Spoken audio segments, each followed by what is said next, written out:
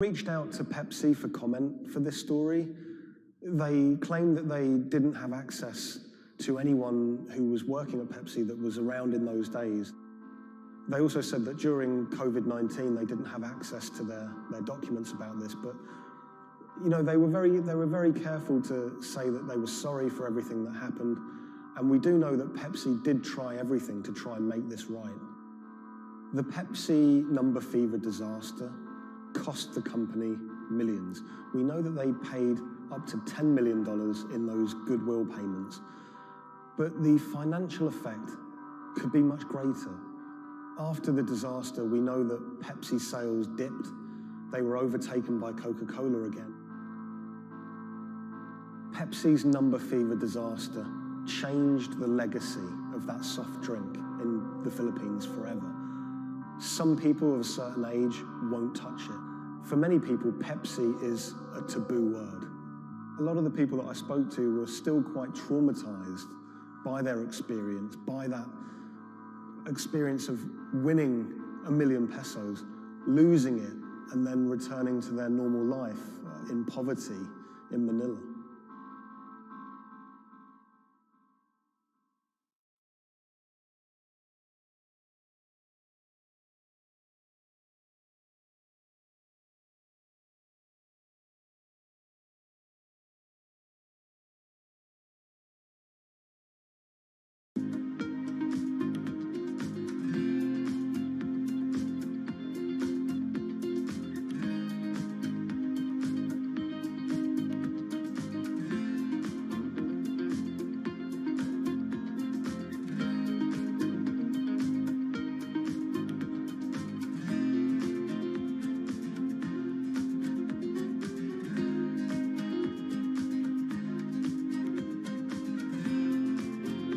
When the news of the bombing came out, it was a massive story in Germany. We are following some breaking news coming to us out of Dortmund in Germany. It was covered by all the media outlets. 3 roadside explosions triggered at the same time last night as the coach left its hotel in the south of Dortmund. Public figures commented on it. We should not let them affect our life, whoever it was. The media echo went far beyond Dortmund.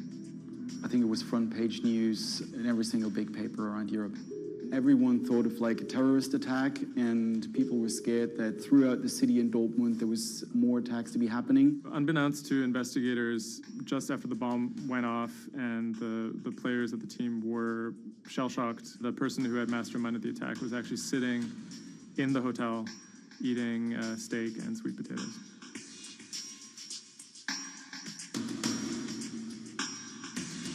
My name is Thomas Rogers. I'm the journalist who wrote the article, The Get-Rich-Quick Scheme That Nearly Killed a German Soccer Team.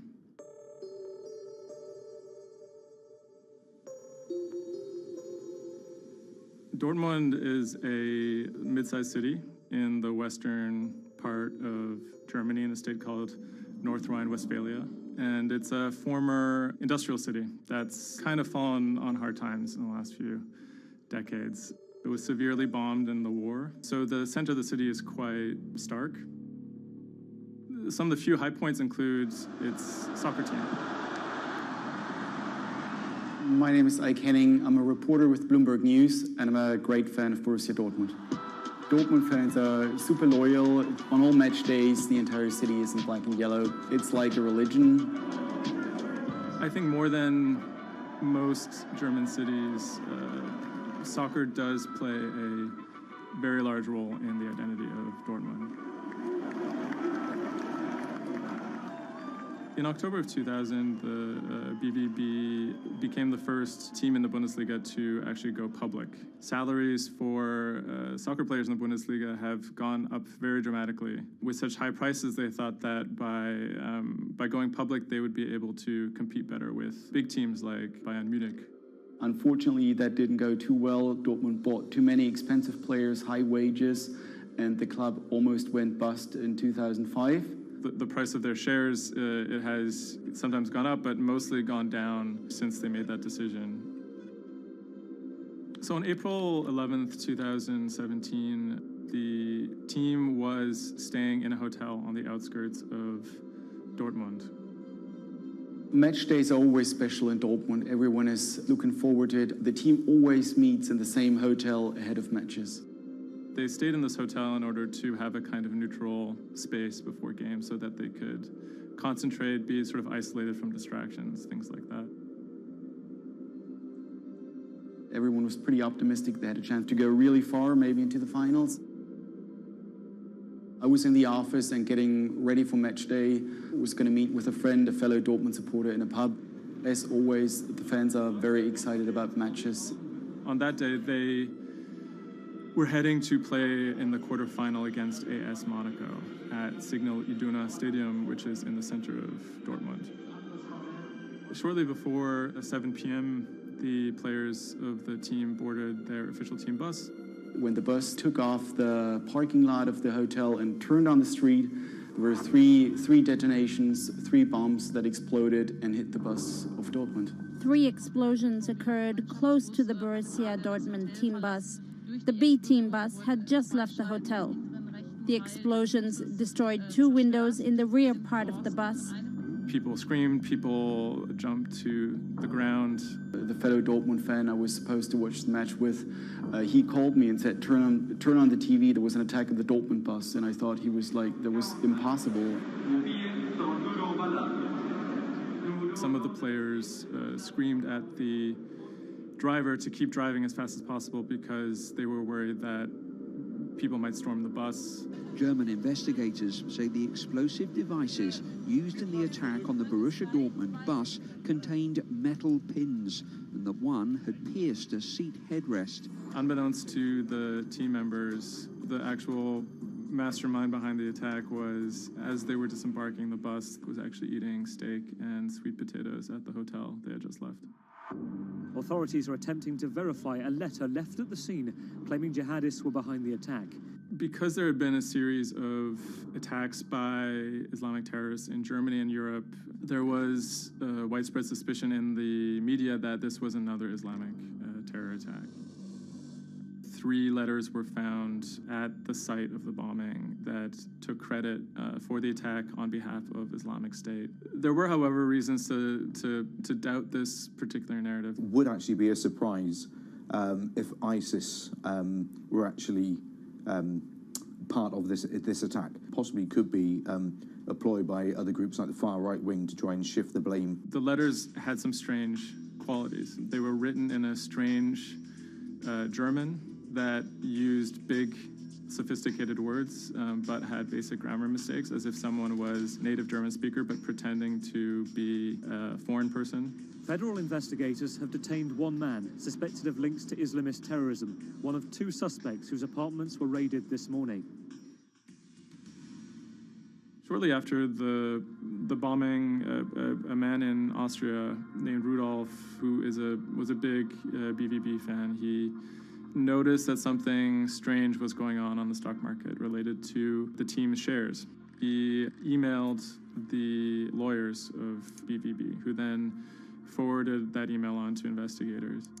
The email stated that someone had bought 60,000 BVB put options, a wager that the value of the shares of the team would fall below a certain amount at a certain date. Why would someone buy that ahead of a match and then 3 bombs go off? Something isn't right here. For the person to make money off of that, it required the stock to go down quite a bit in a fairly short period of time. And it wouldn't just be the team losing a match, it would require something much bigger than that. There was another big red flag about this purchase, which is the fact that it had actually been made, number one, on the day of the bombing, but also from an IP address that had been traced to the actual hotel where the bombing had taken place. When 3 explosions targeted the bus carrying the Borussia Dortmund footballers on April the 11th, written notes left at the scene claimed the attack was the work of ISIL. The truth, as is now alleged, is remarkable. On April 21st, the police arrested a man in a southern German city called Tübingen. He was on his way to work, and his name was Sergei Benegold. He seemed like an unlikely suspect because he had no known connections to the Islamic terror world. He didn't seem like a far-right extremist. He didn't seem like a left-wing extremist either. He seemed to be a completely unremarkable young man. A 28-year-old German-Russian man, named only as Sergei W., stayed in the same hotel as the players on the night before the bombing.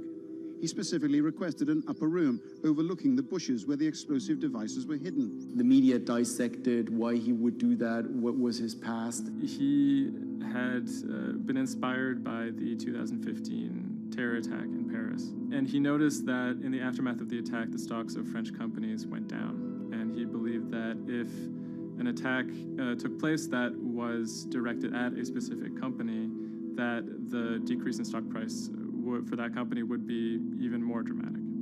It never occurred to anyone that someone would do that out of greed. We now know that the suspect bought 3 different derivatives on the Borussia Dortmund shares. With all these derivatives, he bet on falling shares. The suspect bought the majority of these financial products on the 11th of April, the day of the attack. If the plot had been completely successful and the stock had reached a value of 0, Wienergold would have made up to 570,000 euros, or the equivalent of about $608,000. Ultimately, the plan completely backfired. The attacker, Sergei Wienergold, didn't make any money. In fact, he lost money. In court, he would be extremely quiet. He usually kept his hands clasped together. One of the lawyers actually commented that he had never seen a defendant act so calmly. Wienergold had served some time in the German military. From that information and from online research, he was able to figure out how to assemble remote detonated bombs that would do what he hoped to do. There were a few days of extremely emotional testimony, including the soccer players who described doubting whether or not they could ever play another game again. It brought everything back up, and it didn't quite help them to kind of process what was going on. Throughout it all, he sat there completely silent. The big mystery that was swirling around the trial was the question of why he may have simply done it because he wanted to impress a woman. Rebecca is a young woman who has a very troubled home life. She ultimately sees her relationship with Wienergold as an opportunity to leave that troubled home. Wienergold is a Russian immigrant to Germany.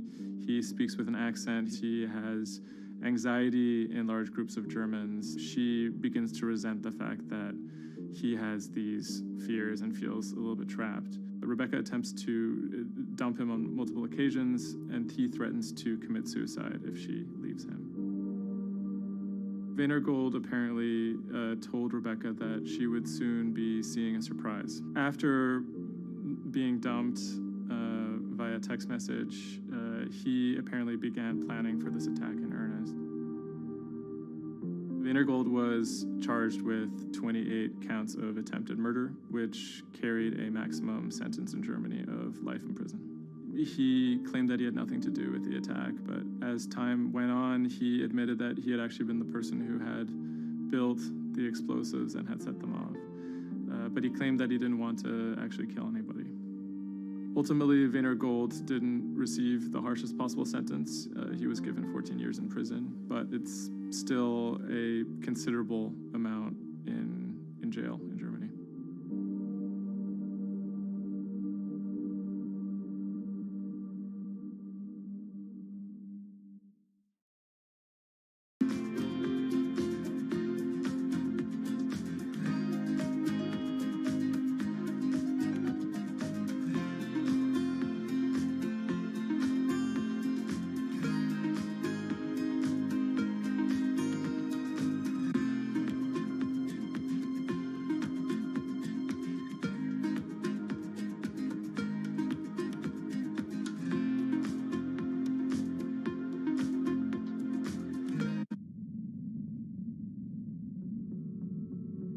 The threat of an asteroid hitting Earth is very real. If it's big enough, it's also very final. These are very, very infrequent events. The probability is not 0, though. A blinding flash of light streaking across the sky. About 100 tons of space rock falls on Earth every day. Most of it is so small it burns up in our atmosphere or lands unnoticed away from major populations. No human in the past 1,000 years is known to have been killed by a meteorite, and according to NASA, no large object is likely to strike the Earth any time in the next several hundred years. However, one thing is certain: we haven't found them all. There are thousands out there, and we don't know where they are.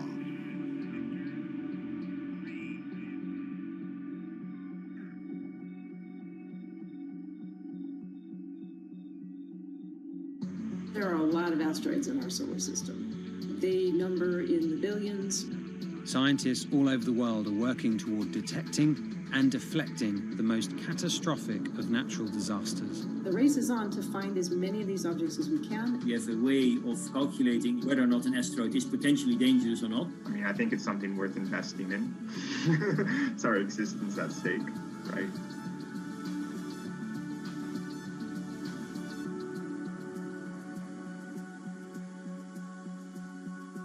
Amy, let's get this one out of the way. It's probably the question you get asked the most, but how scared should we be? Asteroids and comets are a natural hazard that's out there like a lot of other natural hazards. These are very, very infrequent events, these collision events, where an object actually impacts the Earth. The most important thing that we need to know about asteroids is when the next impact is going to happen and how bad it will be. What we know is that an object that's about, say, a kilometer across is capable of causing very, very wide devastation across the planet, really, truly global devastation. The object that wiped out the dinosaurs was somewhere in the neighborhood of 5 to 10 kilometers across, so even bigger than that. At a kilometer, it's still going to be very bad and it will have global effects.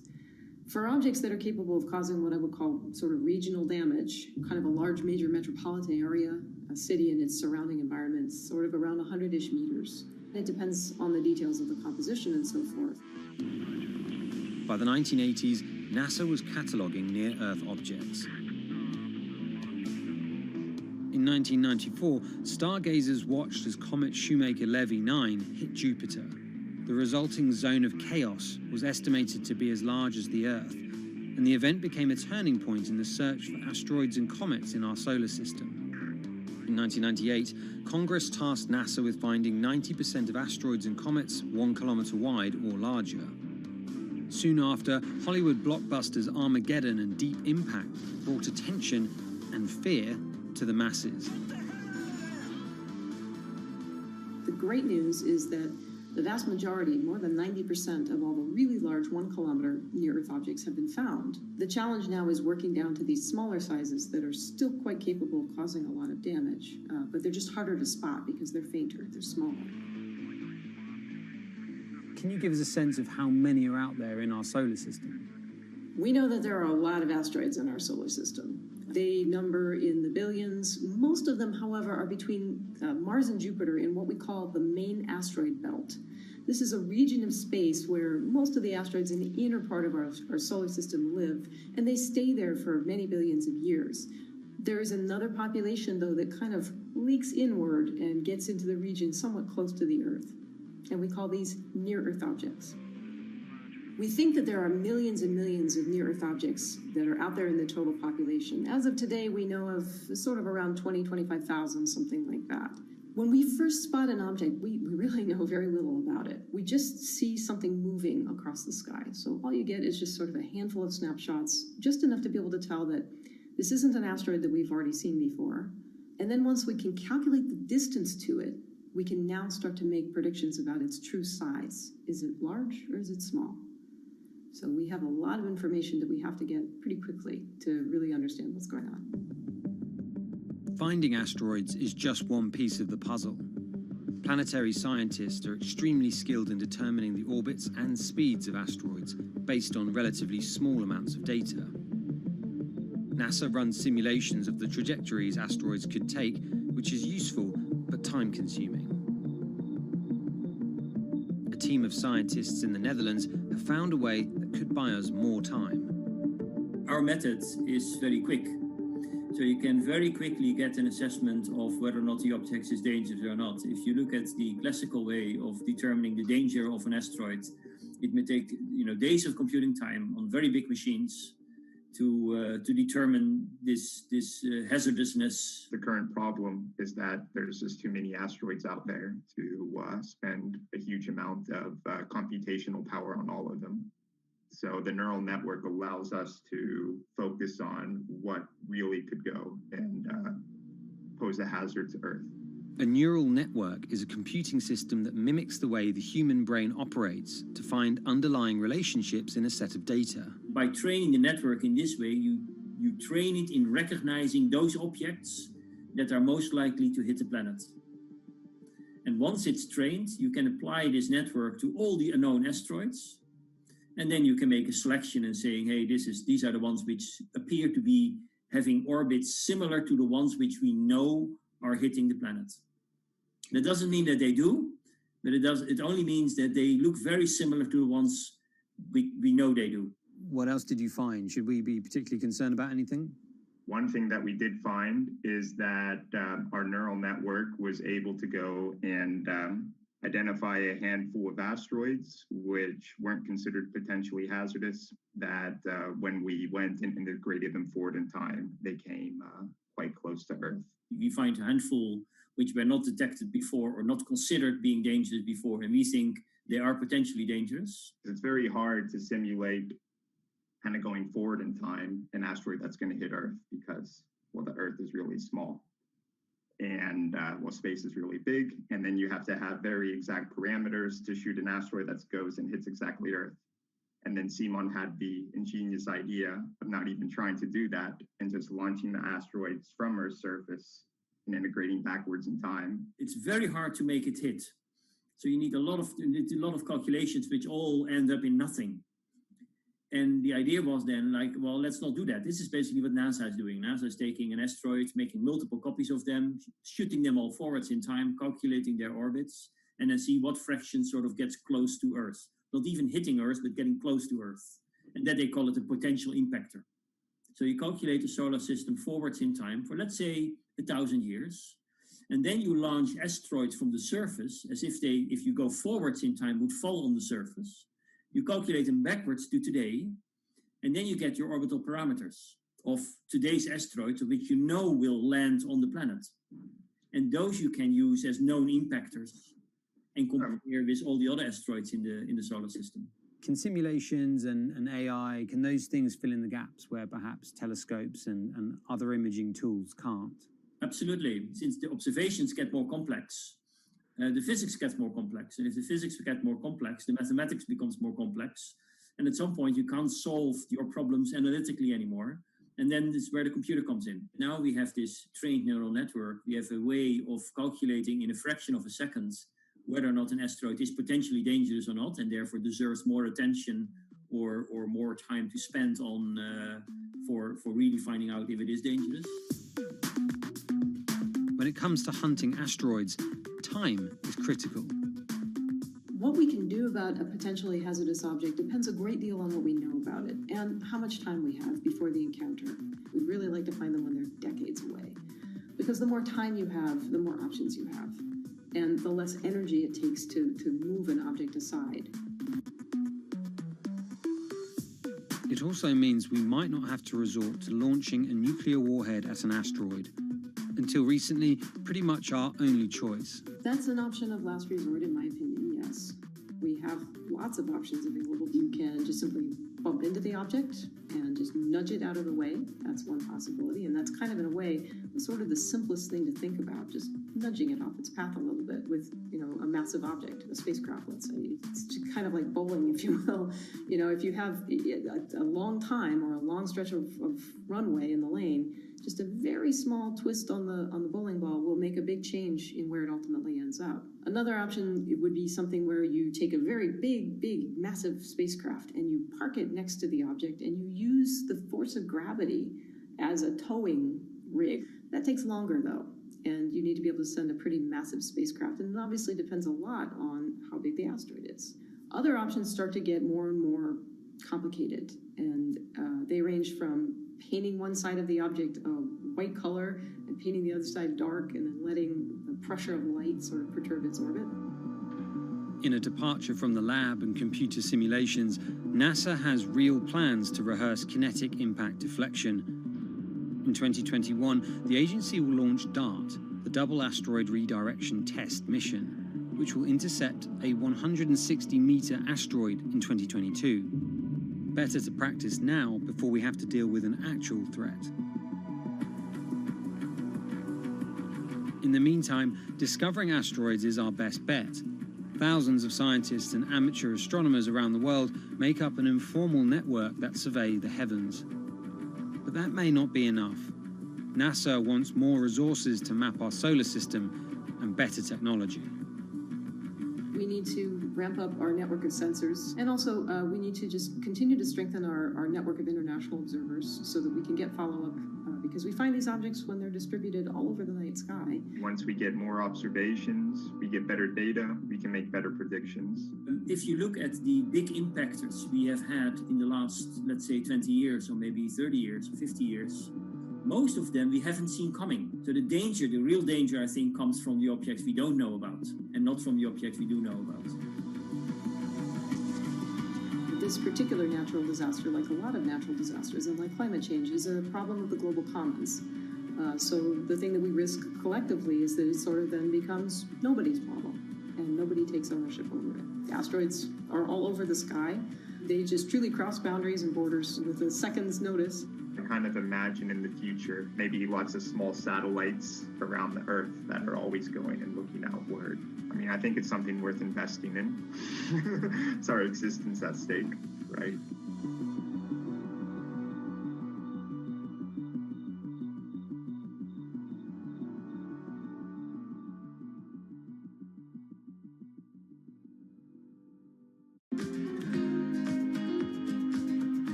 The pandemic has affected everyone in different ways.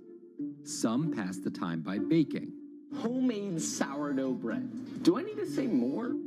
Some chose to binge watch Netflix. It's your game. Or maybe you started a garden oasis in your backyard. Next, I'm going to put my lettuces in. But for millions of others, I'm going to be posting stocks that will boom. They wanted to uproot the financial industry. Let's just lock it on up and take $15,000. Here's a stock that can change your life. I see a stock going up and I buy it and I just watch it until it stops going up and then I sell it. I have gained over $3 million. I want some free money.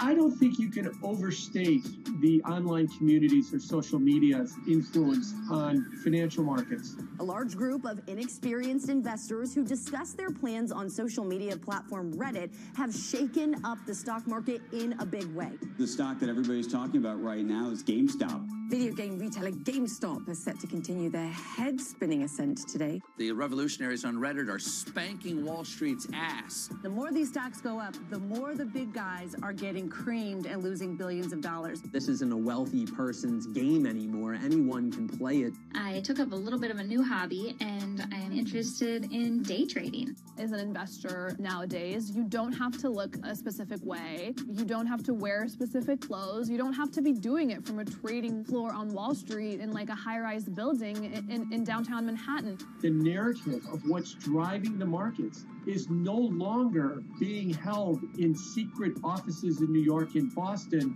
of privileged people talking to other privileged people. It's right out in the open. It's on Twitter, it's on Reddit. From brokerage apps to Discord channels and subreddits to TikTok finfluencers, one of the last holdouts in the world of disruption, finance is next in line.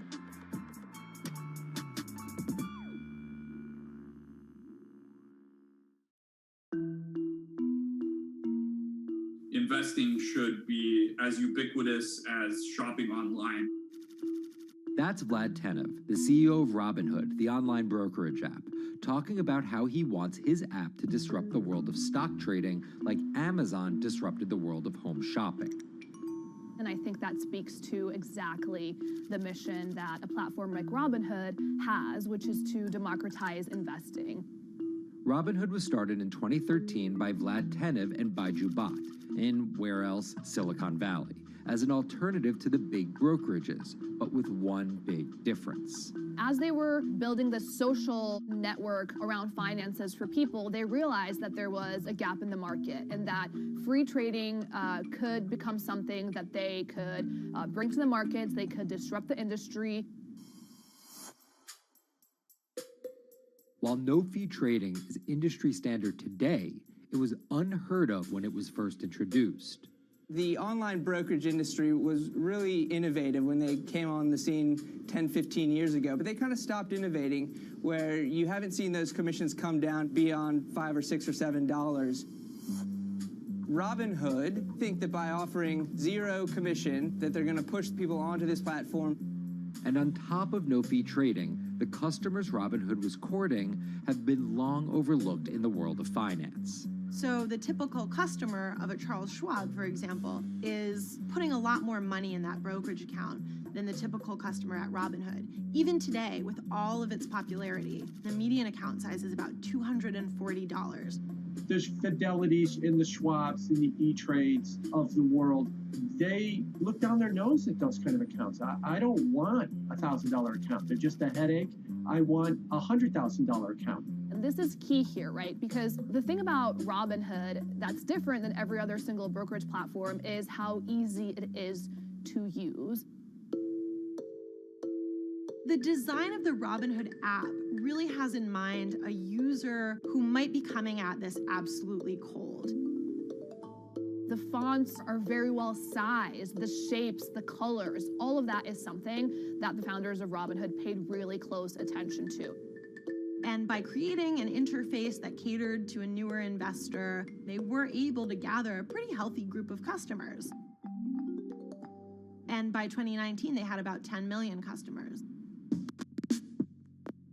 Those 10 million customers were a huge success story for Robinhood, but no one could have predicted its explosion after the arrival of COVID-19. Remain indoors to the greatest extent, and 100% of the non-essential workforce must stay home.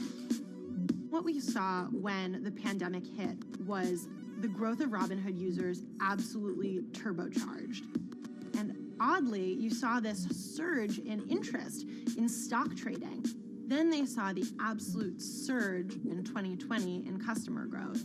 And now, by many accounts, they have more than 20 million customers, which is pretty extraordinary.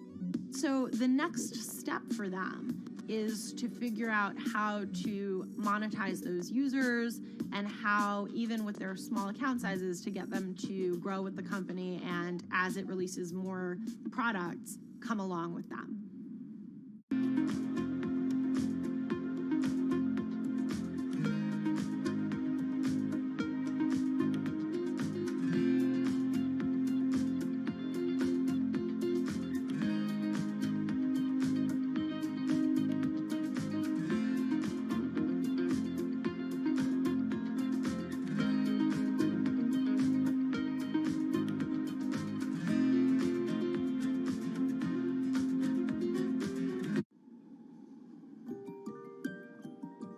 Robinhood would become one of the COVID economy's breakout successes.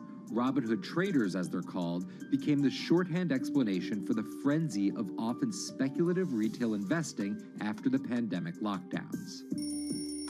Kids wake up in the morning, they go on Robinhood. They're, in the shower, they check Robinhood.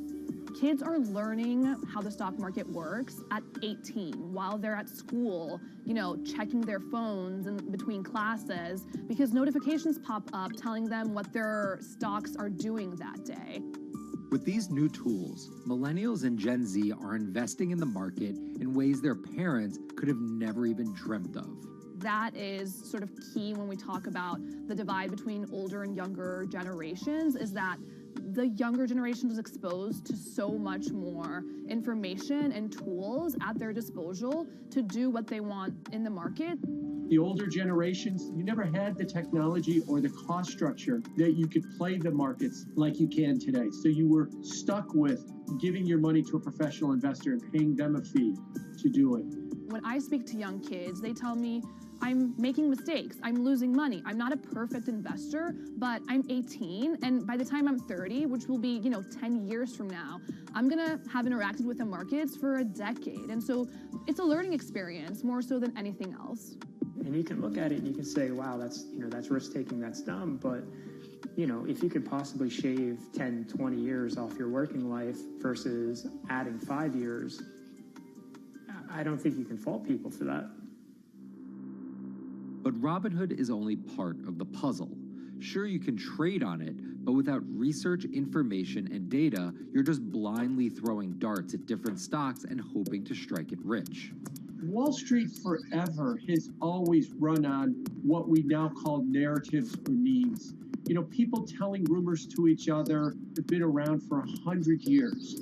On Wall Street, information is its own currency.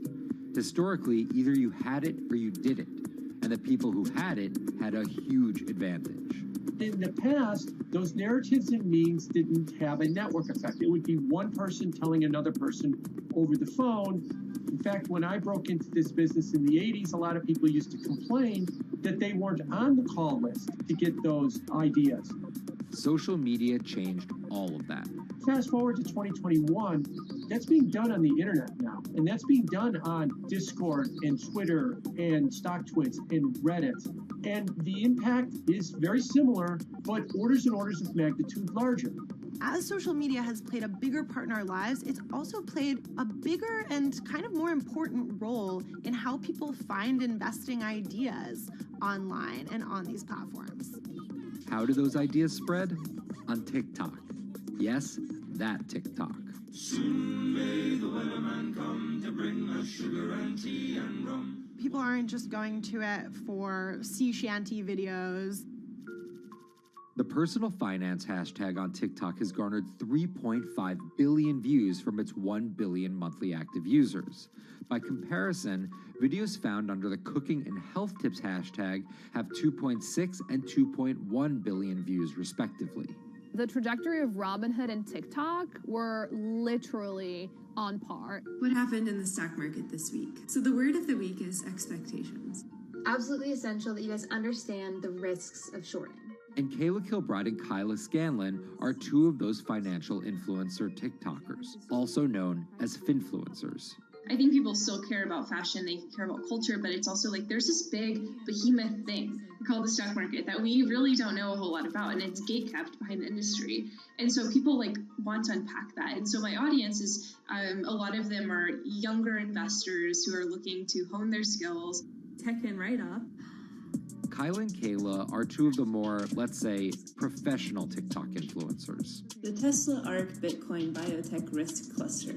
I've been trading since high school, and it was a really interesting way for me to fill out my decision-making frameworks and to think about thinking. And I think that the more that we can have people thinking about finance, the better that we're going to progress as a society. I think it's a huge gap in our educational system. If you're going to buy an option for a stock you think is going to go up, it's a call. So think of it like this. I made the options video where I was like, options are just like shopping. Rumor has it that this pallet's about to go up in price. So if I come in tomorrow, can I still buy it at said price? And a ton of women just attacked that video and were like, you explain things so much better than my boyfriend or my professor, or I could sit and listen to you all day. And I was like, this is what I was looking for. But TikTok's algorithm does not reward calm and measured videos about responsible investing. It rewards this. Watch this video for 30 seconds and you'll be rich for the rest of your life. I try not to say the A word, the ALGO word, because TikTok listens to us. The algorithm does impact how you feel. You do notice which videos do better versus which videos do worse. How do you catch someone's attention in less than 60 seconds? And how do you make it something that they're like, I need this in my life? Nearly impossible to do that in 60 seconds. But the people who perfect it are the people that you're going to watch and going to stick around. And where people are sticking around? Reddit, and its nearly countless subreddits about finance. And by far the biggest one of those is Wall Street Bets. There's a lot of social media platforms out there, but Reddit is like the social media platform for finance. Places like Wall Street Bets is where it all goes down. Started in January 2012, it wasn't long before Wall Street Bets adopted a 4chan-like etiquette, leading to their tagline, like 4chan found a Bloomberg terminal. We had all these unexplained stock moves, and we would be grasping for why stock XYZ jumped 20% in a day. And you would look at Wall Street Bets, and you would see people there talking about buying options in that stock, and it sort of, squared the circle, so to speak, and started making sense. And it was at that point that it was like, wow, we have to start paying attention to this. Some people on the platform really spend tons of time, and others are just looking for entertainment and to have a little bit of fun, effectively gambling or looking for an outlet, trying to make a little bit of money. Then on top of all of that, there were stimulus checks. Now, clearly, this money is going to people who need to use that to eat, to live, but there's a lot of people who use this money to invest in the stock market. And it's not just stock tips. People quote-unquote YOLO their entire life savings or stimulus checks on a single stock. They post what is called gain and loss porn, screen-grabbing staggering hits and misses on stocks for the entire community to see. I'm about to lose everything. And while some of the people on Wall Street Bets are novice investors, the community contains multitudes. In one respect, what it did show us among these network groups is they are very sophisticated. They're not a bunch of ignorant people talking to other ignorant people. And this is where the pieces of the puzzle all come together to wreak havoc on Wall Street for a solid week in early 2021. It's pretty clear that the combination of more people having retail brokerage accounts and trading apps and more people being stuck at home looking for some kind of entertainment and some kind of community online came together in this very singular way. What came together is GameStop. Let's go back to the beginnings of what happened with GameStop a couple of years ago. On the boards like Reddit and StockTwist, a lot of people were talking about GameStop as being attractive value.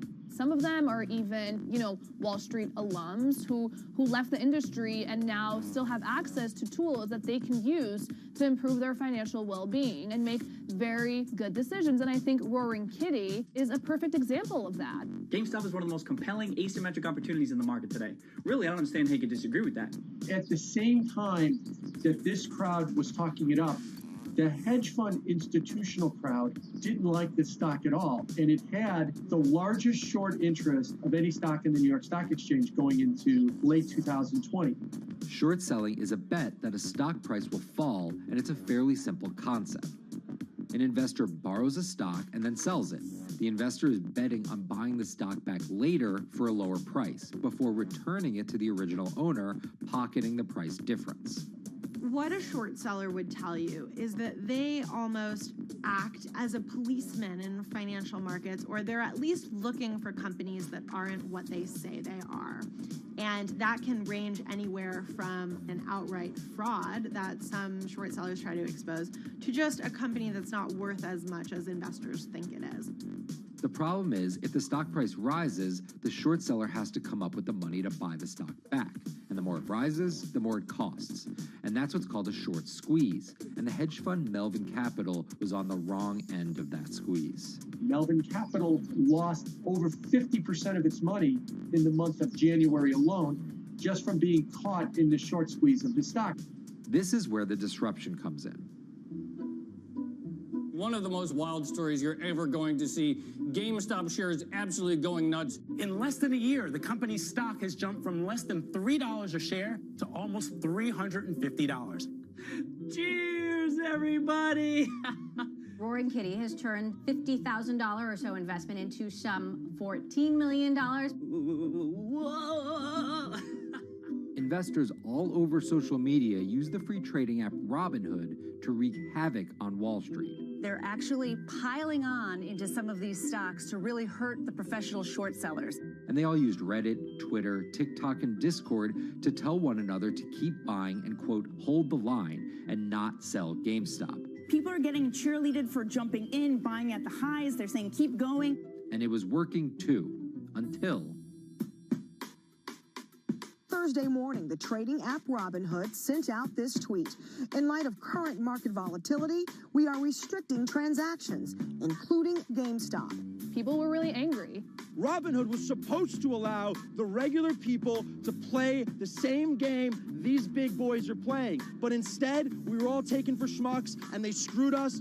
Shares of GameStop are jumping again now that retail investors are being allowed to buy shares of the stock. But what we learned is that when people organize online, they have the ability to disrupt the market. And it was a big sign the ivory walls of the institution aren't as powerful as maybe the institutions thought them to be. I don't know if pumping up GameStop was the best use of billions of dollars, but I think that as a signal to society, it was pretty interesting and powerful. the GameStop saga was so impactful that both Vlad Tenev and Roaring Kitty were called in to testify before Congress to clarify each of their roles in the saga. One thing that's emerged from the congressional hearings is that they're interested in how retail brokerages make money and whether they're keeping the best interest of their customers in mind, but it's pretty fuzzy as far as what they would actually do as a result.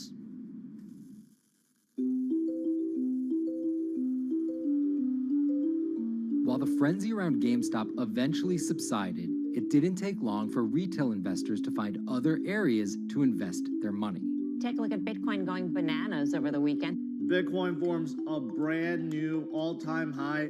It was after GameStop started to drop that we saw Bitcoin really go up to over 60,000. How much further does this rally have to run? It's compelling to say that money shifted from one venue to the other. While correlation doesn't equal causation, there's a chart out there showing an inverse correlation on meme stocks going down and cryptocurrencies going up. There's definitely an aspect where people are making money on stocks and then moving, they're agnostic, they're not hedge funds. They can invest wherever the hell they want. It's a classic sort of momentum trade. They're going to wherever the winners are and they're willing to jump on and, ride it.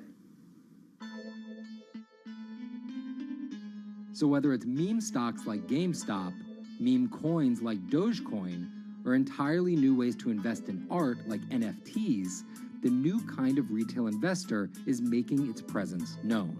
Over the next 10, maybe 15 years, you're going to continue to see, whether by choice or by force, that baton go from older generations to younger generations. I don't think any single app is going to be the thing that disrupts. I think people are the disruptors. How people get ideas about what to invest in has become increasingly entwined with social media. And as social media companies govern more and more of our lives, the fact that now they're tied in more intimately to people's wallets is something that we might want to understand better. Usually what disruption, I think, means is technology comes in, whether it's blogs to the newspapers or online retailing to brick and mortar. They come in and they're in the same business, but they just do it in such a gigantic cost savings that it causes everybody to switch. Well, that's the risk that happens here, is that it's so much cheaper to just manage your own money. We're not there yet, but costs and conveniences are moving in that direction. So I'd say, Wall Street, you haven't been disrupted yet, but you could be in the coming years, and that the final chapter on this story hasn't been written.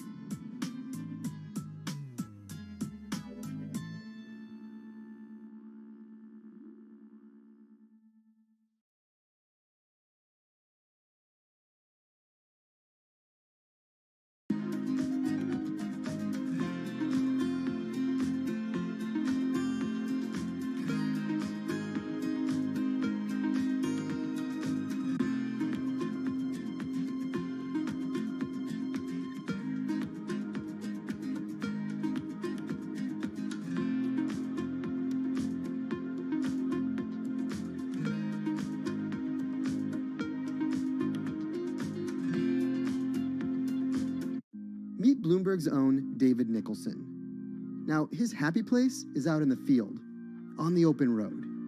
But like the rest of the world lately, he's been working from home a lot more than he's used to. COVID-19 has prompted a massive urban exodus as professionals of every ilk yearn for more space to live and work. As a result, rural areas have exploded, and they're poised to experience a resurgence as more and more families pack up and leave the big city to try out life in the burbs. But there's one problem with that. Not all internet speeds are created equal. Anyone who might need to upload or download large files for a living may not want to pack up and move to that cabin in the woods just yet. Now, David's house isn't a cabin, but it is in the woods, and inexplicably, his internet is workable. My internet is okay. I pay a lot for it. It's around $140 a month. The download speed's great, and the upload speed is terrible, which is really bad for my work because I have to upload these massive files. But I'm definitely one of the more lucky ones in this community. Just a few miles down the road, my buddy has awful internet. It's usually under 2 down and under 0.2 up, so it's often unusable. Some days it's around 1, and other times it'll drop down to about 0.2, 0.3. I just want to be able to have internet at my house without having to go outside the normal ways of acquiring internet. It's really frustrating. We're literally a few miles away from downtown, and it just cuts off. This is a problem, and the solutions are not there yet, because getting high-speed internet in rural areas en masse is something our providers may simply not be ready for.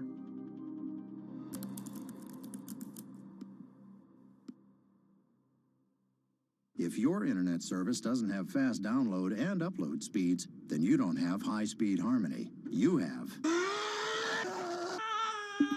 Americans on average pay about $70 a month for internet at home. But in rural areas, it could cost a lot more for a lot less service. So the pricing for a fixed wireless provider here can be something between $80 and $150 for about 25 megabits per second. However, gigabit service, which is 1,000 megabits per second and symmetrical, is running at about $119 a month or $130 a month. That's John Paul. He co-owns Spiral Fiber, an internet service provider here in Nevada County, California. And for the past 10 years, he's been trying to bring an affordable fiber optic network to town. It all started when he applied to be part of the pilot program for Google's fiber service. Across the country, civic boosters have been going to extremes, chanting, singing, and marching, trying to get the search engine giant to look at their town. The internet these days is crucial to be in the world, to be a part of the world, and to be connected to your community. Google ultimately went with Kansas City, Missouri, which left Paul on a mission to get funding to lay out fiber optic networks for gigabit service. Over the next several years, he would attend conferences and pitch venture capitalists and apply for grants to make his vision come to life. One of the biggest roadblocks to building infrastructure for the internet here in the United States are the existing large providers. They have their land staked out. They would prefer that nobody come in and compete against them. In 2013, we applied for a grant. We went down and met with the commissioners at the California Public Utilities Commission. It was an arduous process to get funded, but we finally did against all odds. We got a $16 million grant, and then we went out to seek venture capital. Then, in March of 2020, the pandemic hit the world. Everybody got locked down, and everybody came home, and everybody started using the internet. And I remember seeing on one of the local fixed wireless providers' websites, they've said, hey, we know you're all staying home, but please don't use too much video, and please don't use too much bandwidth. And I thought, that doesn't work. The U.S. connectivity gap is far greater compared to countries that are considered its peers economically. Some developing nations actually have better internet than rural America, like in Kenya, which has a state-of-the-art fiber optic network fed in from their coastline. The American connectivity gap does largely affect rural areas that are either outside of service coverage or simply prohibitively expensive. This is Rebecca. She and her family moved to Nevada County just a couple miles down the road from David. They took for granted that high-speed internet would just exist in the area, and it's not something they even bothered to check on before buying their house. Turns out, all they got was dial-up. We wanted to move where we had a little more space, room for the kids to run around, just be out in the mountains a little bit more. Having come from a bigger city area where Wi-Fi is pretty readily available, we hadn't really considered that in our purchasing of the house, whether that would be an option or not. When school started, and now that we are remote learning with our children and we're doing everything from home, we didn't have the option to do that at our house. So every day when school would start, we'd have to pack the kids up and we'd go to my in-laws' home. They have a little cabin up in this area that does have Wi-Fi already. Rebecca's situation is the norm in rural America. According to data from the Federal Communications Commission, just 4% of urban Americans lack access to broadband internet. That's compared to almost 40% of people who live in rural areas. But while that was the case, there were also racial and socioeconomic divides in terms of who had that access. In addition to that geographic difference, low-income African American students, Latino students, and first-generation college students were more likely than others to have only one device at home that's shared among multiple siblings and or lack access to that actual connection. For most American towns, there's also a lack of competition, forcing internet prices up. And large providers like AT&T and Comcast aren't incentivized to expand service to these rural communities. This is how Xfinity makes life simple, easy, awesome. So in our area, we have a small imprint of Comcast, but they're not going to go out to the more rural areas. It's just not cost effective for them to do it as a large company. In order to lay fiber cable, you're actually physically digging trenches into the ground. And for internet service providers, they're primarily focused on maximizing their profits. And so the fewer customers you have, in any square mile and the more fiber you have to lay, that's just kind of harder to pencil out from a purely economic standpoint. AT&T released a statement on the matter, expressing the need and desire for government assistance to fund fiber optic expansion to areas deemed unprofitable. Comcast released a similar statement encouraging more public-private collaboration on this effort. Federal agencies do offer grants to help communities build broadband networks, but many have argued that there's not enough flexibility on how to use these funds. The COVID-19 relief package passed by Congress in March and signed by President Donald Trump awarded $43.3 million to 51 projects on the East Coast alone. But it also stipulated that these projects needed to be up and running by December 30th. For contractors who plan projects months and years in advance, it's a scramble to rearrange their schedules to meet that deadline. So what we've been asking the federal government to consider is at least have, as long as the projects are getting started, knowing the projects are being put into place to expand both remote learning, working from home, and opportunities like that that are truly driven from COVID. We're moving as fast as we can regardless, but hopefully they'll give us some more time. Talking to John Paul, it's clear that he believes broadband is something that can transform a community and should be considered a public good. One of the first communities to come on in the United States with full-on gigabit service was Chattanooga, Tennessee. Now, they're a bigger city, but they're a city that was economically in a downturn. In the last 15 years, the city of Chattanooga has turned around in an amazing way. It's a nexus for young people to move to. It's a place where technology happens. It's not just about logging on to Zoom, to connect with your colleagues who might be in New York City. It's also your ability as a small business, operating in the town of Nevada City or wherever it may be to, quickly upload your payroll documents or something onto the cloud, or to quickly, swipe a customer's credit card. There's just some really basic business functions and mechanics that I think people in big cities really take for granted, and that are just going to be a much bigger challenge for small business owners in rural areas.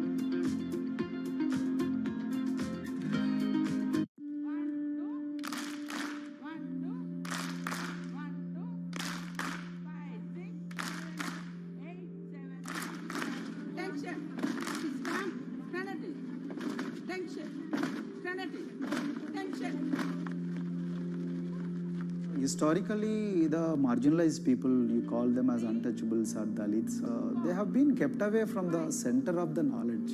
Once you are born into a caste, it is very difficult for you to grow beyond that. You are stuck in that identity.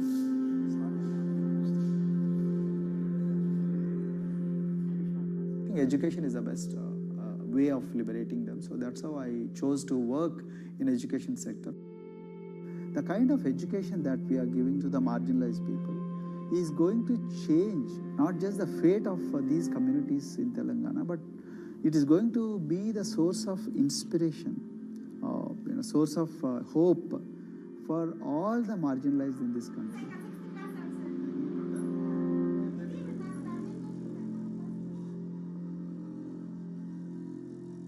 Greatest blight in India is the system of caste. For generations of Indians, the social code known as the caste system has defined how people earn a living and whom they marry. Although outlawed 7 decades ago, castes remain a significant factor in deciding everything, from family ties and cultural traditions to educational and economic opportunities. Dalits, people who are on the lowest rung of the caste system, constitute almost 1/5 of India's population of 1.3 billion. Not able to afford the high tuition of private schools, many are forced to attend government-funded institutions, which in the past have suffered from poor infrastructure, lower education standards, and high student-to-teacher ratios. But Dr. Praveen Kumar is trying to change that.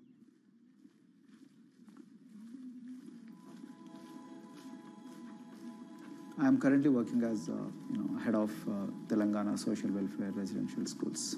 So totally above 400 schools I manage. These are all residential schools for the students who are historically marginalized but talented and then poor. My friend also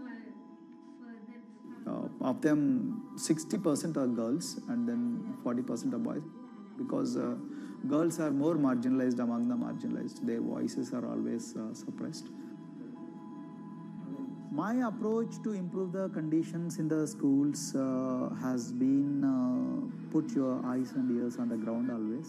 Talk to the parents, talk to the teachers, talk to the students, stay in the schools and then understand their problems, their challenges, both in classrooms and then the corridors and the dorms. Then go to the dining halls and see what kind of food they are eating, and then go to their homes and then what kind of food they are getting and what kind of challenges the parents have. Very good. 9th class. One of the important changes that I brought in after I took over was to complete the transformation of mother tongue to English medium, because English medium, as I said, English is the language of emancipation. A language that connects you to the whole body of knowledge in the world. So we had to train a lot of teachers. refer to the dictionary also, okay, and find out the new meanings, as well as we're going to describe about. Hey, Ruchita, how are you? Hi, Sindhu. Fine, thank you. And how about you? I'm fine too. It's been a long time. Identity is extremely important. There is a scientific evidence to prove that your sense of identity is extremely crucial to your growth as a successful human being in your life. If you accept an identity which is very humiliating, which reminds you of very painful past, I think that identity will not help you to grow. I'm not saying that you should forget your past. I'm not saying that, but that should not be in the bubble in which you must live always.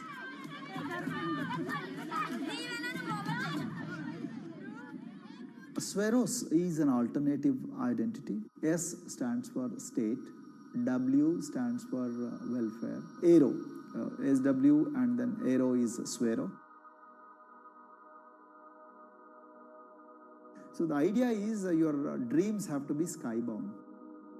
So that is what we are trying to achieve by changing the identities. Like, you say, I'm a Swero and I aim to be a doctor. I am a Swero. I aim to be a top-notch engineer. I am a Swero. I aim to be a top bureaucrat of this country.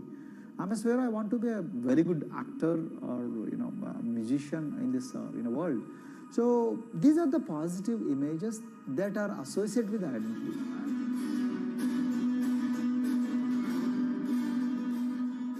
Just to give an example to you, in 2012, in our institution, we used to produce about 6 doctors per year. But because of our, this self-liberating ideology of Sveroism, we have, this year, we have produced about 189 doctors. This is phenomenal for any poorest of the poor people. You know how difficult it is to get into a medical colleges in this country. So, but today, because of this ideology, the students have been able to achieve this, feat. Pujita has been a farm laborer, and her parents themselves are agricultural laborers. And then this girl used to sell vegetables, but thanks to the residential education institutions, she came to the Gaulidodi campus, and then she toiled very hard for 1 year, despite many problems. And today, I'm so happy to share with you that she has joined one of the prestigious medical colleges in the state of Telangana, Usmania Medical College, and then in future, she hopes to be a gynecologist. So this is the journey our children are hoping for. Similarly, the Mount Everest expedition. Mount Everest expedition, we are very fortunate enough to place the youngest ever female in the history of this world on the peak of Mount Everest. How did this happen? It's all because of an ideology that helps you to liberate yourself.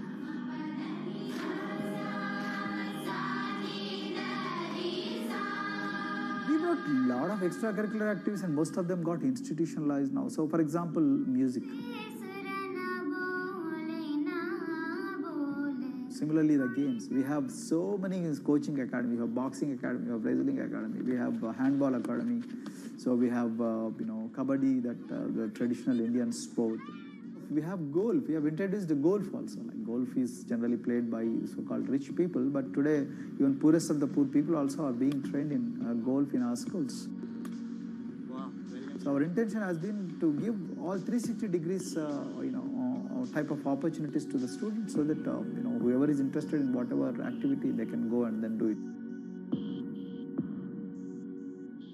Break the barriers, break the fence, at least mentally, because poor people have been programmed to be victims, programmed to be subjugated, programmed to be on the margins, always, programmed to feel inferior. We wanted to change all that. There are certain games which are exclusive to rich people. There are certain languages which are exclusive to middle class and upper middle class in this country.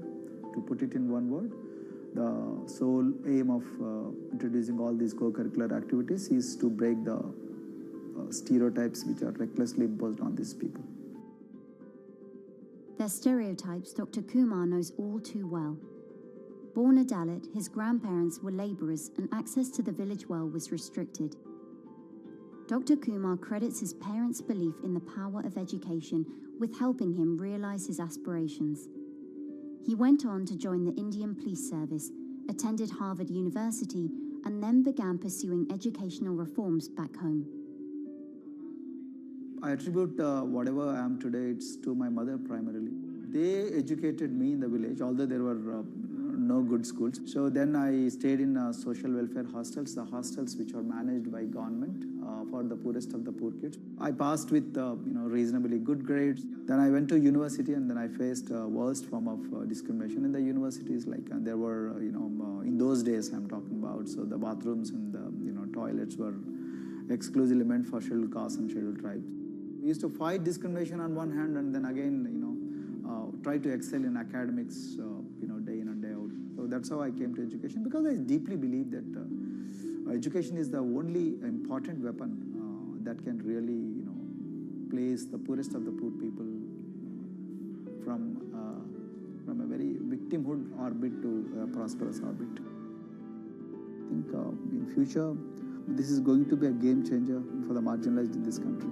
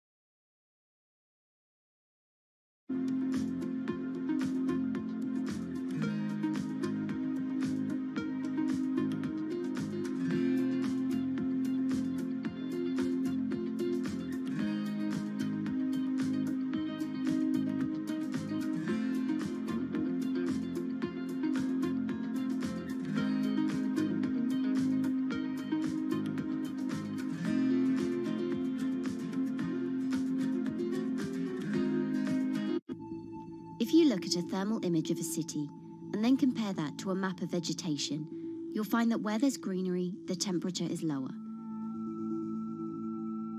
That's because things like asphalt, concrete, and shingled roofs absorb more heat from the sun than trees. This is the urban heat island effect, and it accounts for higher temperatures in cities, often by several degrees compared with their surroundings. It's becoming a huge risk to human health as growing urban populations exacerbate the heating effects of climate change. Heat waves kill more people than any other extreme weather event, more than tornadoes, hurricanes, and even floods. That's why urban heat island mitigation strategies are being studied in Singapore by a group of researchers. The government-backed project called Cooling Singapore is now in the process of combining everything they've learned to create a digital tool that can help cities all over the world, starting with Singapore.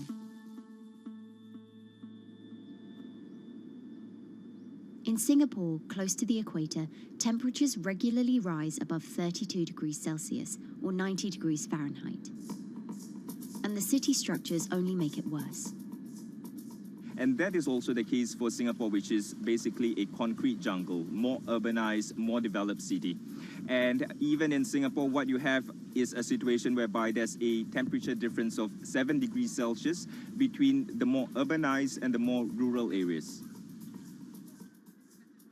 The government has taken drastic steps to keep temperatures down. This is Gardens by the Bay, an award-winning park, and inside this greenhouse is a pleasant 24 degrees. That's because the dome, along with 24 nearby towers full of thousands of people, is chilled by what's probably the world's largest underground district cooling system. It uses a large central plant that cools water and then pipes it into banks, residential towers, an exhibition centre, shopping malls, and the city's iconic Marina Bay Sands hotel and casino complex. So one of the biggest perks of using this system for the buildings is that they can save 40% in terms of electricity usage compared to your traditional air conditioners. And with Singapore relying on natural gas for most of its power, this new system means emission savings equivalent to removing 10,000 cars from the city's roads. That has big implications for the rest of the world. If things stay as they are, more than a third of the world's electricity could end up being used to cool buildings and vehicles by 2050. As the world gets hotter, gets warmer, there is a greater need for air conditioning and as well as refrigerators, for instance. And the more people are buying these household appliances, the more energy usage they use, and they release heat more, and that then exacerbates climate change. It's a vicious circle. And so since 2017, researchers at Cooling Singapore have been identifying design solutions that reduce our need for so much cool air in the first place. One thing many cities have in common, and that's the importance of vegetation. That's a very important measure to mitigate the urban heat because of the shading effect, of course, and the psychological effects of the vegetation, and also because of the possible evaporative cooling effect of the vegetation. Vegetation can be, of course, on the ground floor in form of trees and shrubs, and you can walk under them. This is the so-called canopy layer that the vegetation forms above us. But vegetation can also go up the facades of buildings, and it can go to the roof of the buildings. Luckily, Singapore has been striving for the garden city feel for quite some time. It was a vision initially introduced by then Prime Minister Lee Kuan Yew in 1967 to make life more pleasant for people. And today, Singapore is one of the world's greenest cities in terms of urban vegetation. Kampung Admiralty, a community centre that contains health facilities and social spaces, now provides more green space than the plot of land it was originally built on. It's topped by a roofscape of staggered terraces covered in local plants, which functions as a community park, and a village green in the centre that contains farm plots for residents to tend to. Park Royal on Pickering was designed as a hotel in a garden that doubled the green growing potential of its site. There's now 15,000 metres of sky gardens, reflecting pools, waterfalls, planted terraces and green walls. And the government has big plans as well. Singapore actually has a plan to plant 1 million trees and add more green spaces over the next 10 years. It is actually a mix of wanting to reduce the urban heat island effect, but on the other hand is also to get the people to be more connected to nature. But it's not enough. The city-state has still been warming twice as quickly as the world average over the past 6 decades. That's why Cooling Singapore has developed a catalogue of other potential heat mitigation measures. When you try to mitigate the urban heat island effect in a city or in any building, in a village as well, the first place to start is by shading of the windows. You have to keep areas clear so that the wind can move through it. Water of a certain depth can act as a very good thermal buffer.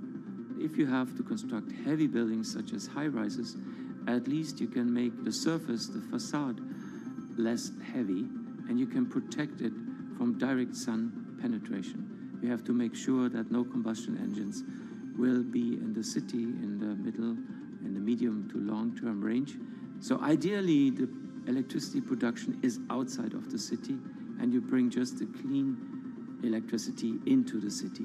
You can at least minimize the use of energy in the city, and you can start to slowly convert the roofs, the facades of the city into production areas for renewable energy. In Singapore, unfortunately, this is a limited option, but in the long run, it could produce up to 20-25% of the energy, of the electricity needed in Singapore if all the roofs and the areas in the buildings, on the facades would be used to do that. With so many different ideas, Cooling Singapore is also designing a virtual model of the city to test them out. It's called a Digital Urban Climate Twin, or DUCT, that will calculate how each element of the city's design will impact the urban heat island effect. That means we model not only the geometry of the buildings digitally, but also we model the transportation, the insulation, the temperature, the radiation coming from the sun, the weather, the local climate, the even very, very microclimate of the city, the water, the movement of people in the city. We can invent scenarios, we can design scenarios, test them before we actually build them, and if they test very well and we are sure that they will function, then we can start to build them and put them into reality.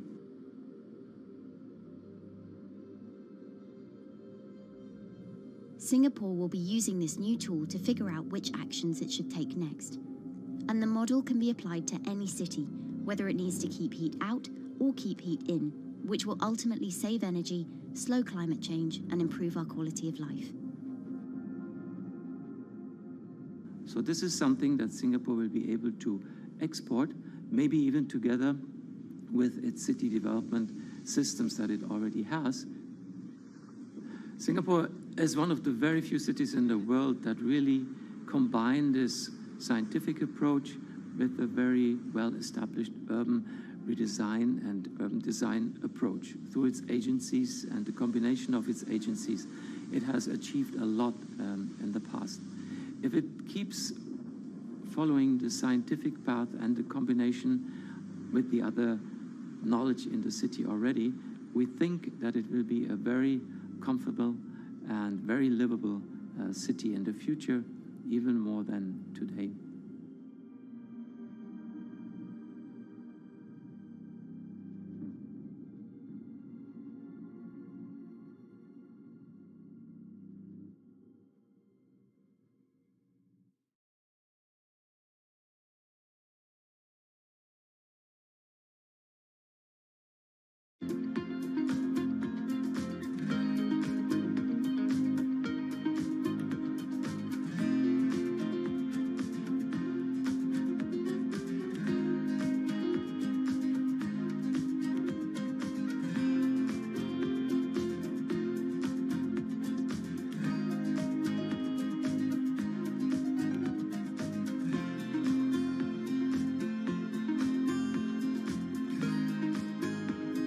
Times are tough.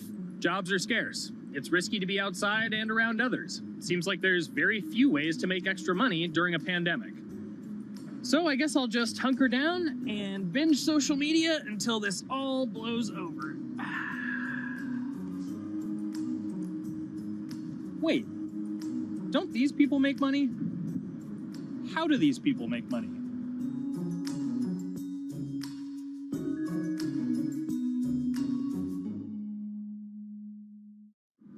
Streamers, YouTubers, Twitch stars. How do they make money? Is it a lot? Is it a lot of work? I know, I gotta ask somebody in the biz, and I got just the guy. Austin John Plays. This is your full-time job now, right? As of November of last year, yes. This was always just kind of like a side thing. Like, any money that I made from doing my videos and whatever else, I never touched that because I didn't really think of that as being like real money. And then it started coming in more and more. And then it was like I hit my first day that I broke $1,000 and I was like, this is actually going to be money. How did the YouTube channel come to be? When the game Pokemon Sun and Moon came out for the 3DS, there was like things that I learned about the game, and then I wanted to just share that information with people. And at the time, I didn't have any way to capture a screen or anything, so I found like generic footage and I kind of put it all together with so much editing. And that video got 6 views. And then 2 days later, I made another one, and that one got 12 views. And then I just started pumping out more and more content, and people were like, this guy knows what he's talking about. It really just started building on top of itself, and then it was like, my channel really focuses on tips and tricks. So I play a straight 18 hours, and I'll finish the game or get to about the 40-hour mark, and then I'll make my first video. While I'm going through, I have a giant notepad and just scribbles everywhere, and I make these notes of like the things that stumped me, so I know the things that may stump other people. What do you need to think about if you're building your YouTube channel? 1, You need to do something that you're passionate about. Not that you like, not that you think you're gonna make money on, something you're passionate about. The other thing is something that other people are passionate about. It holds a special place to them. And third is, it needs to be something that people are gonna seek out information on. In order to enter into the marketplace, you either need to be better than everyone else, you either need to be faster than everyone else, or you need to be more accessible than everyone else. And you can't be more accessible because it's already on the platform. Granted, if you understand how the algorithm works, which is very similar to Google Analytics, then yeah, you can have a little bit of a head start. But if you're not doing it faster, and if you're not doing it better than everyone else, then why should anyone watch your channel? So my income as a YouTuber kind of breaks down to 3 different ways. 1, which is the bulk of it, which is ad revenue. Whenever you go and you watch a video and then there's an ad and then you wait 5 seconds and you hit the bottom right corner and then you go on to the next video, or a non-skippable ad, or the video starts immediately, you get the little banner ad at the bottom, or if you scroll down from the video, the first thing that shows there is an ad. Those are the 4 different types of ads that can appear on every single YouTube video. And all of them pay a certain amount. It varies on lots of things, like the country of the person who posts it, the country of the person who watches it, the time of year, where you are in the quarter, if there's anything going on with a reduction in ad revenue. Like, great example, COVID-19, companies weren't spending as much on advertising. So because of that, CPM went down. CPM stands for click per thousand. I'm using the Roman numeral for 1,000. And that means that for every 1,000 views, you get a certain amount of money. Now, on low ads, when I first started off, my CPM was 30 cents. So every 1,000 views, I made 30 cents. But then once I signed with an MCN and I started making more quality content and more engaging content, some of my better videos and certain times of the year, I can see CPMs as high as $12 to $14. And there's a big fluctuation between, you know, if I post a video when there's no ads being spent like January and February, that's a reason a lot of your favorite YouTubers and also TV shows don't post new videos in that time of year because ad rates are down. Why are they going to make content then? Instead, you're recording and you're bulking up for when ad revenue is higher. The second way that a YouTuber makes income is support, crowdfunding, things like that. When I first started off, Patreon was really the only option, but then they started rolling out supporters and members for YouTube channels. So whenever I have a live stream, you can click a button and then you can become a member, and then you get special icons next to your name. I believe they're called badges, or on any video, you can hit the join button and that helps support the channel. And then the third aspect of that would be merch. And for me, my merch has been somewhat basic. In fact, I'm wearing one of my t-shirts from last year right now. You have to endure the times that your first video gets 6 views, that you posted on Reddit and they say, shut up, and then an auto mod bans you. You have to go through that, because until you go through that and you discover why you're doing it, you're not doing it for other people, you're doing it for yourself. If you're not loving what you do, then it's not worth it. Huh. So make a channel about something that I'm passionate about. Oh, sweet. I guess I can make the channel about that.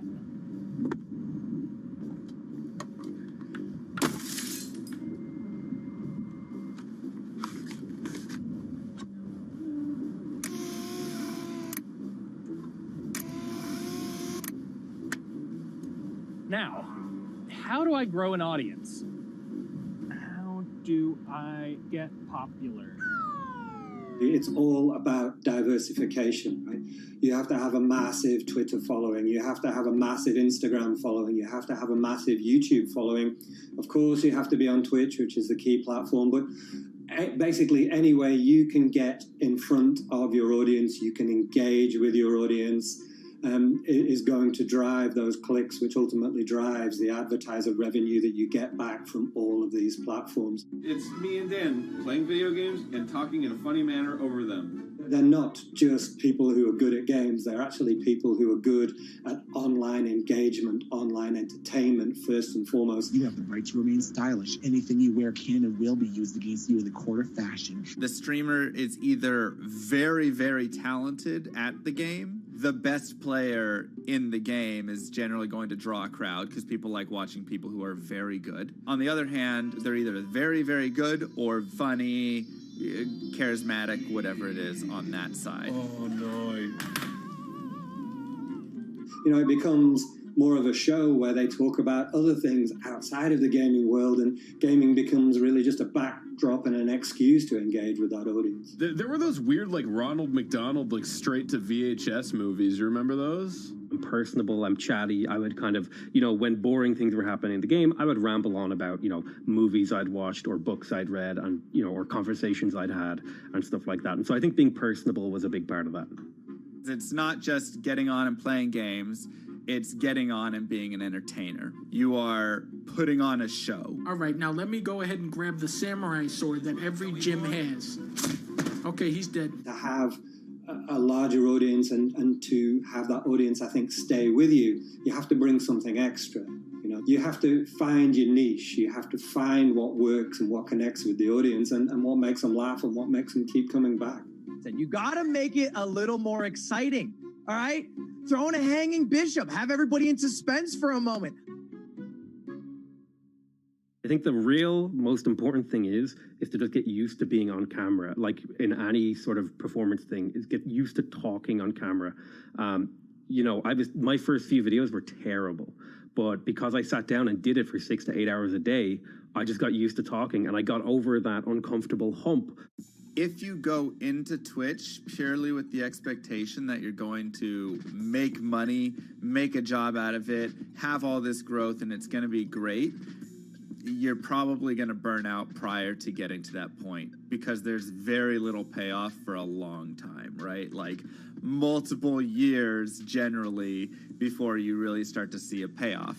And so, you know, those first few times you're streaming, nobody is there. One person shows up every 30 minutes, says hi maybe, and leaves, right? Like, it's very discouraging, I think, for a lot of people. And so you have to be there just loving it. You have to love talking to yourself when nobody is around. You have to love just the game that you're playing, all of that stuff, because it takes a while. And I think a majority of people burn out prior to getting to the like profitable point of it. And there you have it. My very own YouTube, Twitch, Discord, and streaming channels all ready to go live. It's a veritable social media ecosystem just on the verge of thriving. So, don't forget to smash like and subscribe, and visit my Patreon for perks.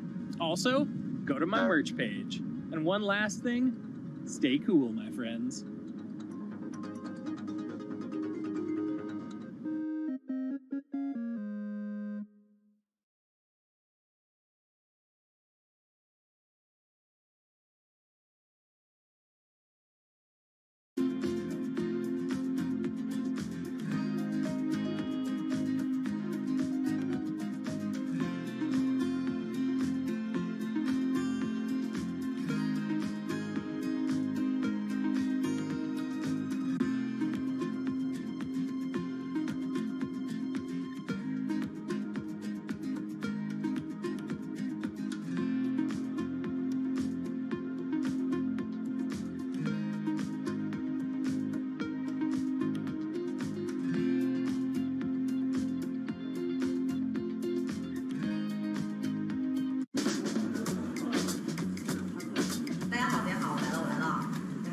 This is live stream shopping, one of the hottest trends in China.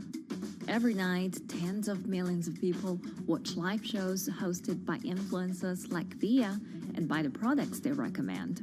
On e-commerce and social apps like Taobao and Douyin, the sister app of TikTok. 我觉得已经改变了大家的购物的方式。其实各种各样的产品，哪怕你不买，你也可以来看。当然，你看了，你就有可能会买。It's not about, only shopping. It's about the experience. It's about having fun. You got to see 3D. You got to see in some kind of action. It's almost like a theater act. The internet craze has taken over China. By the end of 2020, the country had almost 400 million live stream shopping users. China's live stream e-commerce market has also grown dramatically, with an estimated value of $161 billion in 2020. It's becoming popular outside China as well. So, is live streaming the future of shopping?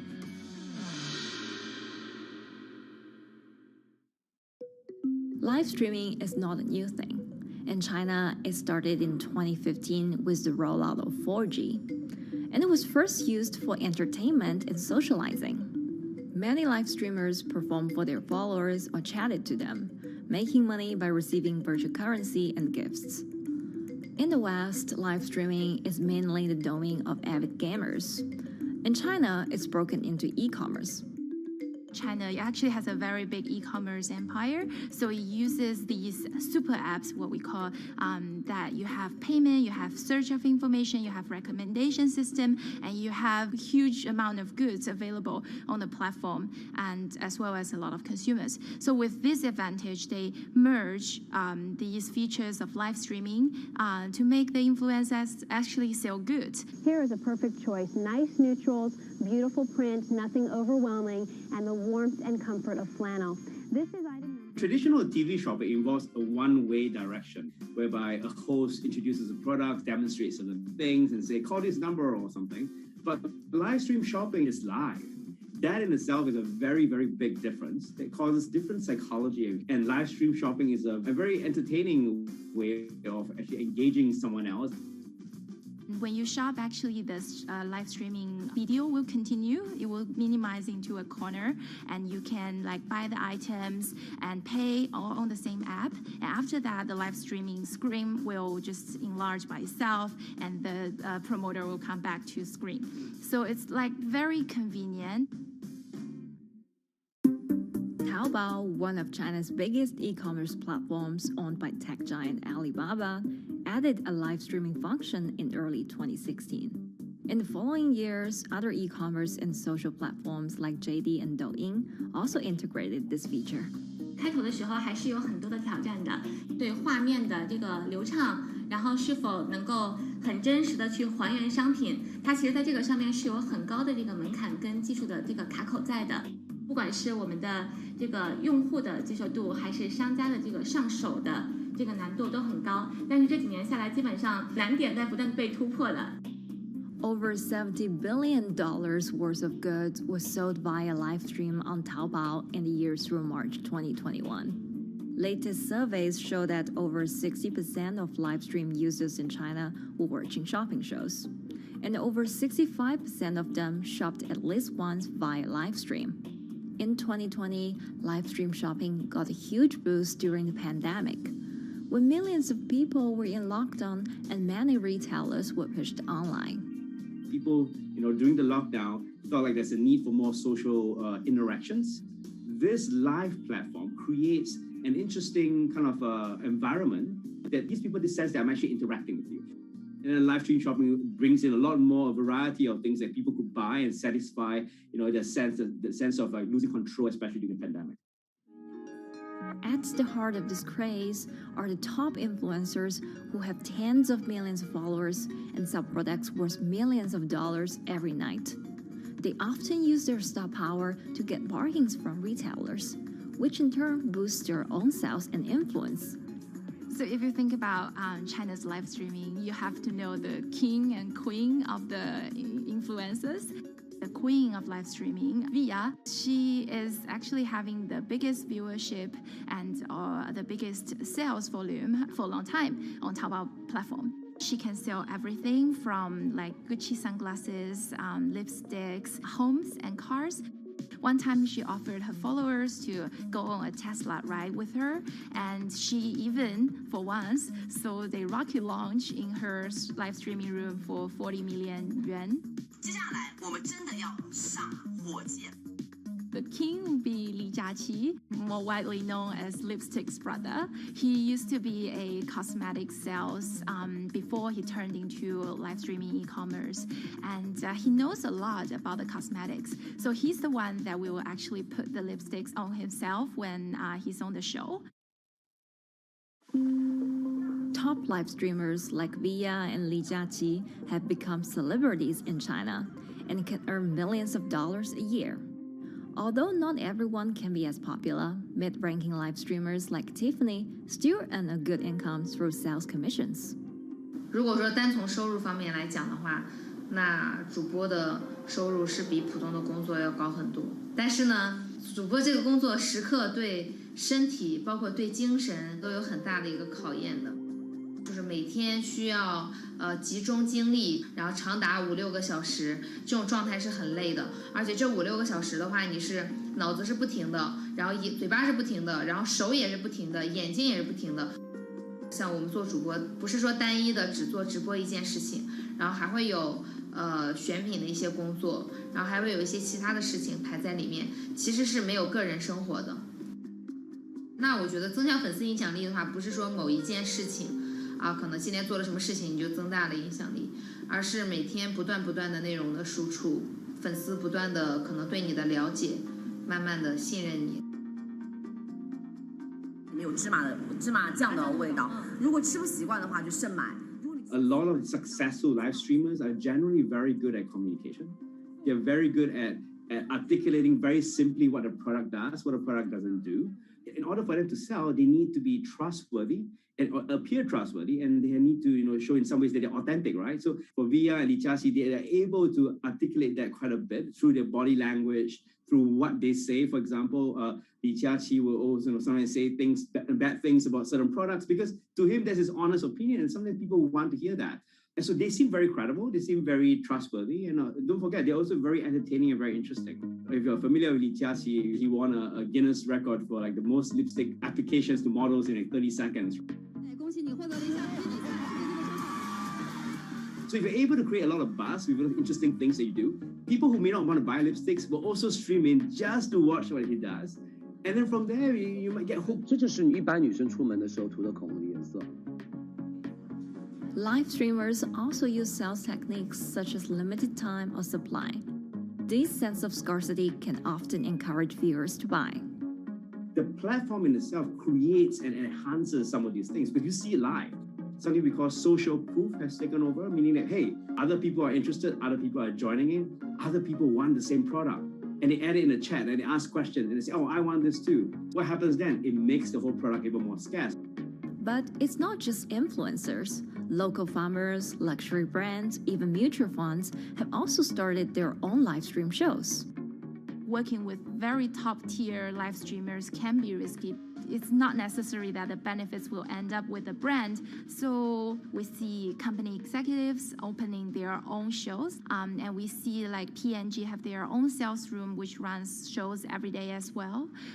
We also have like local governors in like small towns to sell their agricultural products. So the live streaming is definitely transformed the way product owners can think about how to reach their consumers, and it enables a lot of players to actually sell. Live stream shopping is going global. Merchants in Southeast Asia have embraced this trend. And in the West, Amazon has upgraded its live streaming function, adding interactive features like chat rooms. Companies, including Google and Facebook, are also developing and investing in technologies to integrate video and e-commerce. 直播电商它其实已经开始成为主流，它未来的发展空间跟潜力都是巨大的。接下来大家会越来越依赖这种购物方式，会变成一个比较日常化、比较规范化的这么一个趋势。If you look at the numbers alone, their numbers alone, Li Jiaqi's numbers or Via's numbers, you know that they can sell and you know that they can generate revenue. Are they able to sustain it over a long period of time? It depends on how innovative they are at changing some of the things that they do. But you can't expect consumers one day turn into virtual shopping for good. There will be the nature of us that crave to go into the store, to touch the goods and actually wear it and see how it looks like and walk around in that with our friends. And those things wouldn't be replaceable with live streaming.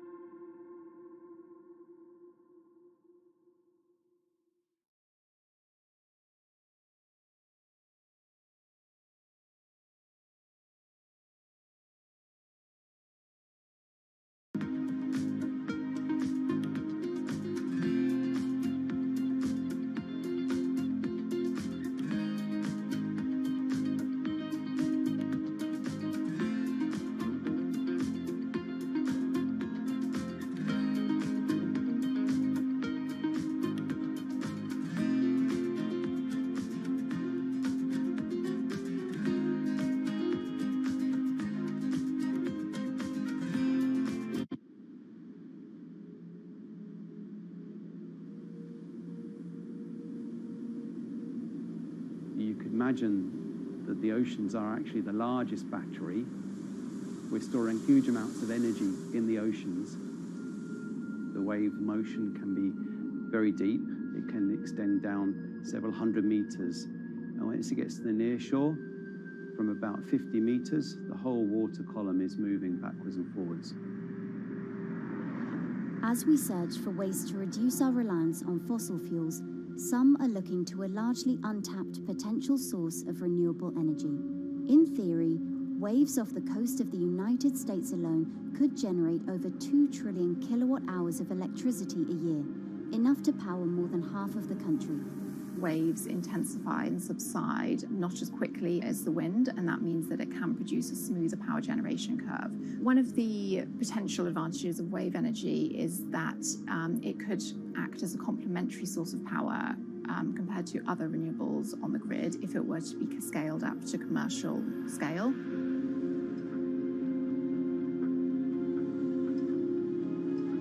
For decades, engineers have been trying to convert wave energy into electricity, but a host of technological and financial challenges have complicated their efforts.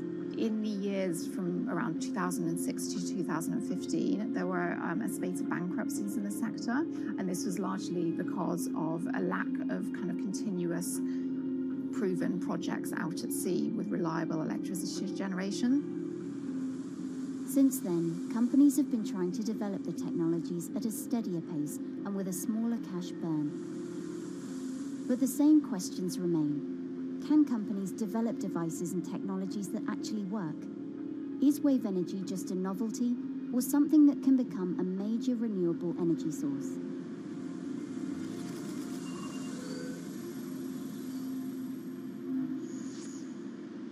The sea is a very challenging environment within which to operate a power project. So seawater is corrosive and conditions are very rough. So this means that power projects don't have a very long lifetime, and it increases operating and maintenance costs. Partly because of that, many early wave energy projects hit rough waters, such as the Palamas Wave Energy Converter in Portugal and the Isla Limpet project in Scotland. But that hasn't stopped others from trying.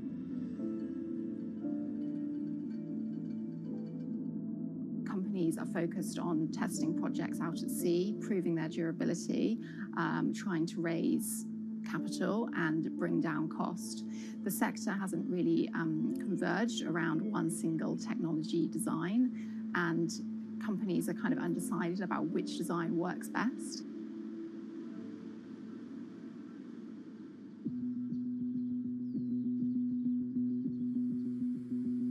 Finland-based AW Energy is a veteran in the sector.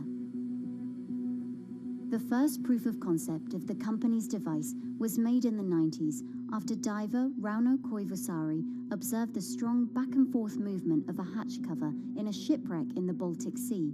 The waves are generated far from the coastline, so the wind blows on the surface of the water, causing the water particles to rotate, and that rotation extends deep down below the surface, and the waves can be very long. They can be several hundred meters long.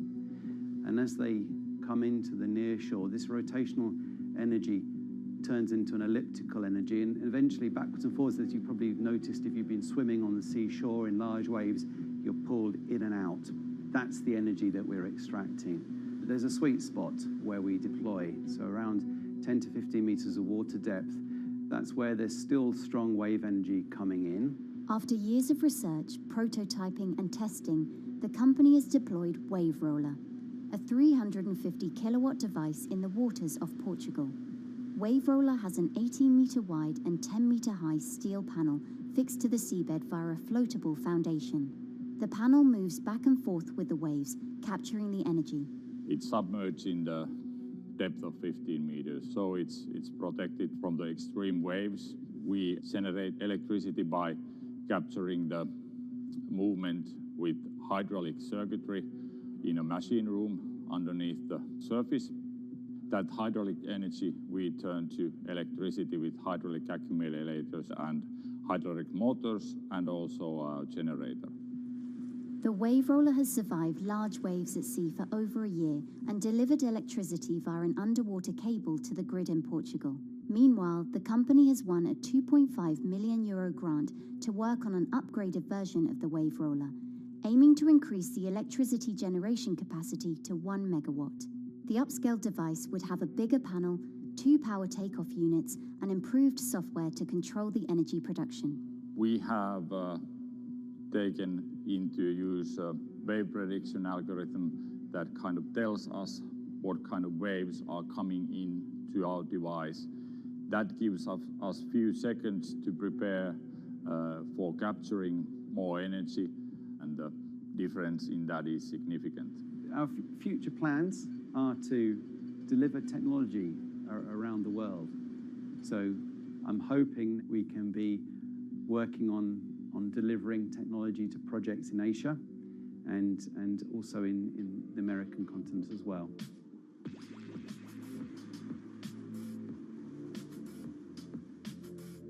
Meanwhile, Israeli company Eco-Wave Power is taking a different approach to capturing the power of the ocean. For the company's founder, Inna Braverman, developing new sources of renewable energy is a personal mission. I was born in Ukraine in 1986, and 2 weeks after I was born, the Chernobyl nuclear reactor exploded, causing the largest in history nuclear disaster. I was one of the babies that got hurt from the negative effects of such explosion. I had a respiratory arrest and a clinical death. Luckily, my mother, a nurse, approached my crib on time and gave me a mouth-to-mouth resuscitation, which saved my life. I got a second chance in life and decided to do something good with it. Growing up, Inna wanted to be a politician to positively change the world. After working as a translator at a renewable energy company, she decided to change paths. Solar and wind energy were fully commercialized. There were a lot of amazing technologies implemented everywhere. I saw that wave energy, although it's an immense source of electricity, the biggest companies in the world are trying to develop wave energy with no success. And there was kind of a race going on in the world of who is the company that is going to develop a viable wave energy solution first. In 2011, the then 24-year-old Inna co-founded Eco-Wave Power. Instead of installing devices offshore, the company's devices are attached to existing breakwaters, jetties, and piers.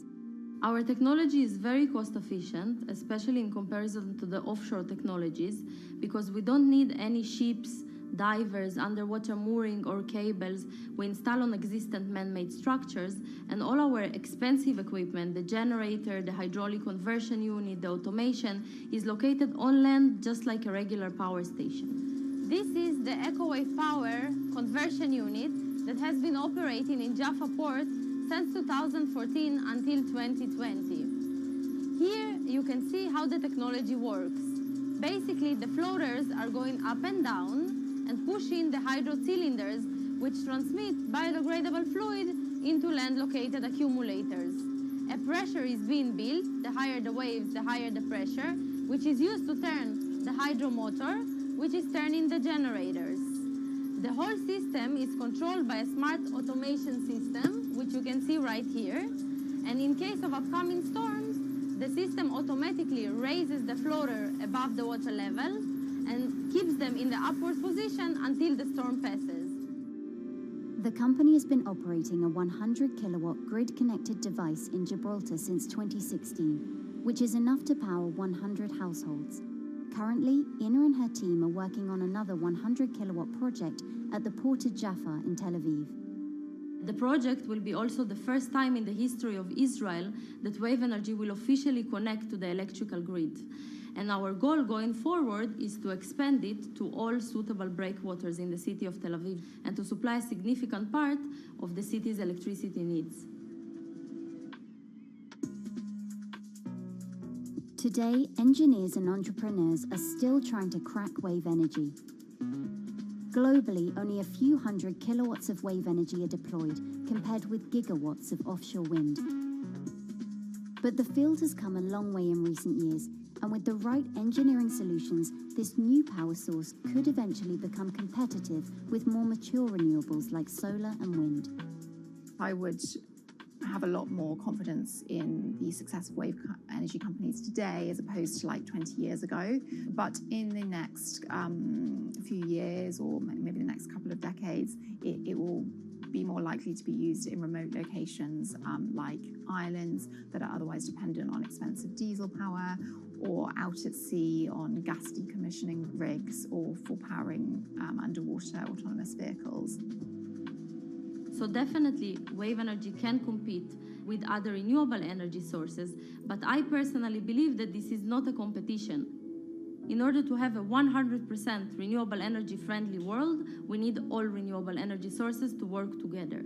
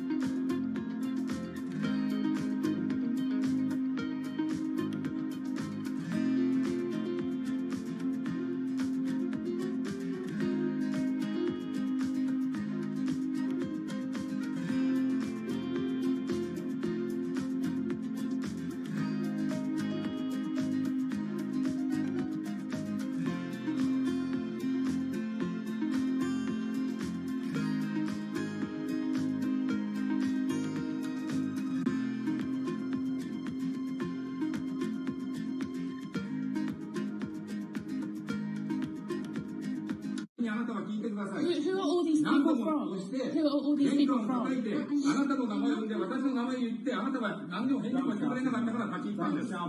So can you please tell me? I'm not going to... please wait. You know, I've covered a lot of companies. I've covered a lot of Machiavellian companies where, you know, people play rough. I don't think I've ever seen anything on the scale of Nissan. He is making you, but you act from this side. I mean, it's corrupt. The system is... One of the most dramatic elements was Ravinder Pasi's home being raided by court officials in Yokohama. You scared my wife.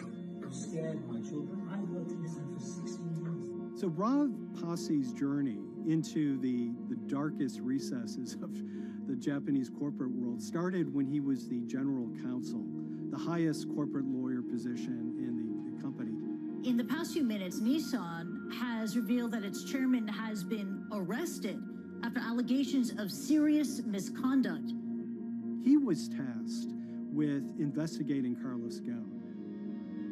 And he was told, conduct an internal investigation and get to the heart of the matter. And then along the way, he started to notice serious conflicts of interest. He is one of the few people who knows an extreme amount of detail regarding the alleged crimes by Carlos Ghosn. And he's now ready to tell his own story on the record about some of the events that happened.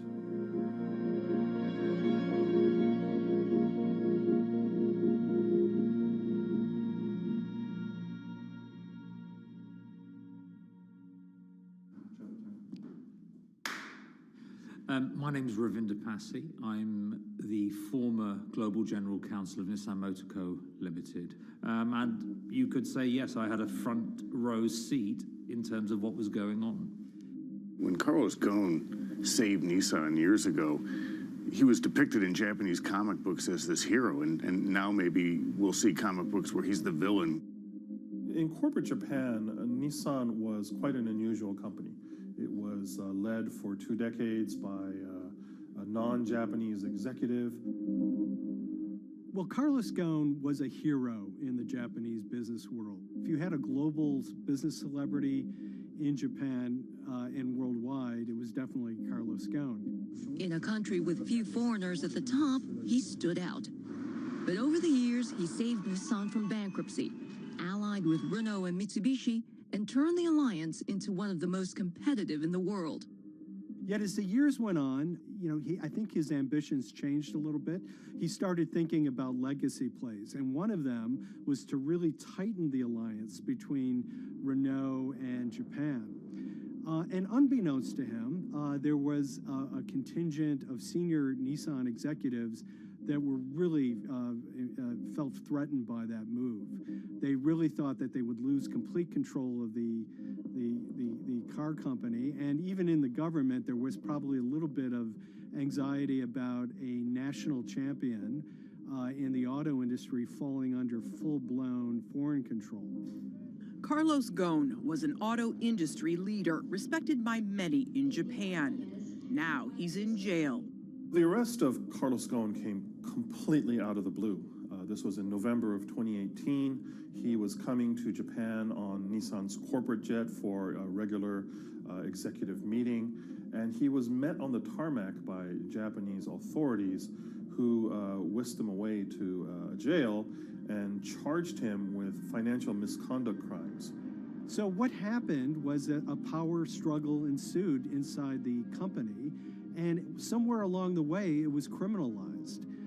By that I mean that there were allegations leveled at Carlos Ghosn about the way he reported his pay to Japanese authorities, the way he handled money inside the company, that in other contexts might have been a board action, might have been handled internally. A number of executives at Nissan decided to take this difference and take it over to the Tokyo prosecutor's office, and that unleashed a chain of events that would shake the entire auto industry. So after Carlos Ghosn was arrested, Nissan launched an internal investigation into the events that led up to his arrest.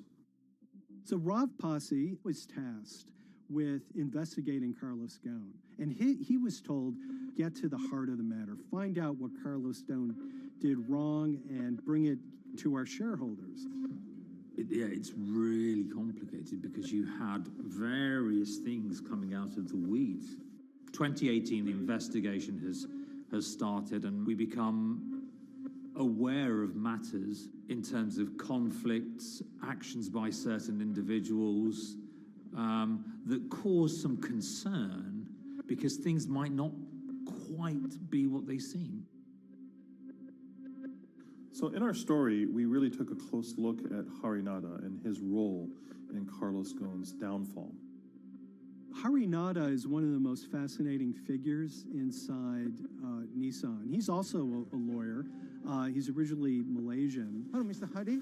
And he had a meteoric rise through the company and became very, very close to Carlos Ghosn and other top figures. He had a front row seat at all the major strategic deliberations at the company. And when he discovered that Carlos Ghosn, as his final legacy play, was going to tighten the relationship between Renault and Nissan, he made a decision to go against Carlos Ghosn. And he became one of the key figures that decided that Carlos Ghosn had to go.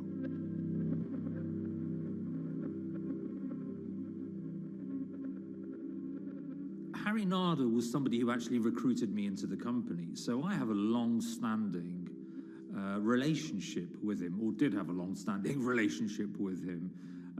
For many, many years, he was a mentor. I had doubts about the credibility of the process right at the start. Harinada had a plea deal with the Tokyo prosecutors. Now, that suggests he was intrinsically involved in some of the wrongdoing, or the allegations of wrongdoing, and it just didn't smell right, just doesn't sit right. So there was a basic conflict of interest. In other words, Harinada had to deliver results to Japanese prosecutors to avoid his own criminal liability, and he's accusing and leading the investigation of Carlos Ghosn. Some of the people who had been involved in the original alleged crimes were also looking into the affairs themselves. Ravinder Passi began pointing out some of these conflict of interest issues. And the reason for that is essentially his concern was for the company. If the company's own investigation into itself was compromised, that could lead to a very weak position in various lawsuits that it was dealing with across the world. I had discussions with Harry, discussions with the statutory auditors about these conflicts, discussions with HR about some of these conflicts, because at that point, we reported into him. You know, at the time, everything was quite, as you can imagine, it was, we've got to do this, we've got to do that, we've got to move fast. But when you step back and look at some of these things, you just think, my God, what was going on here? Because me, members of my team, were being placed in immediate danger. Your chairman's been arrested, a representative director's been arrested. They both happen to be foreigners. And then now what we need to do, we're being instructed to do, is certain compliance professionals need to go into properties in Brazil, for example, and retrieve evidence. They've got to do it very carefully, because if they don't do it carefully, they're going to get convicted of criminal activities. And likewise, when a team of lawyers were commissioned to go to Lebanon, I mean, one of my immediate concerns was, why are lawyers from Nissan being sent to go to Lebanon to retrieve evidence? These are just lawyers, they're corporate lawyers from Nissan. You had revelations that a number of executives had benefited from share appreciation rights when they shouldn't have. I mean, you know, substantive amounts of money being taken by these guys when they weren't entitled to take them. And you do think, yes, how is this going to look later on? It's going to look quite concerning. So that triggered for me the sort of assessment that, well, I'm going to have to do something, because up until this point, I haven't put down on paper these conflicts and these issues.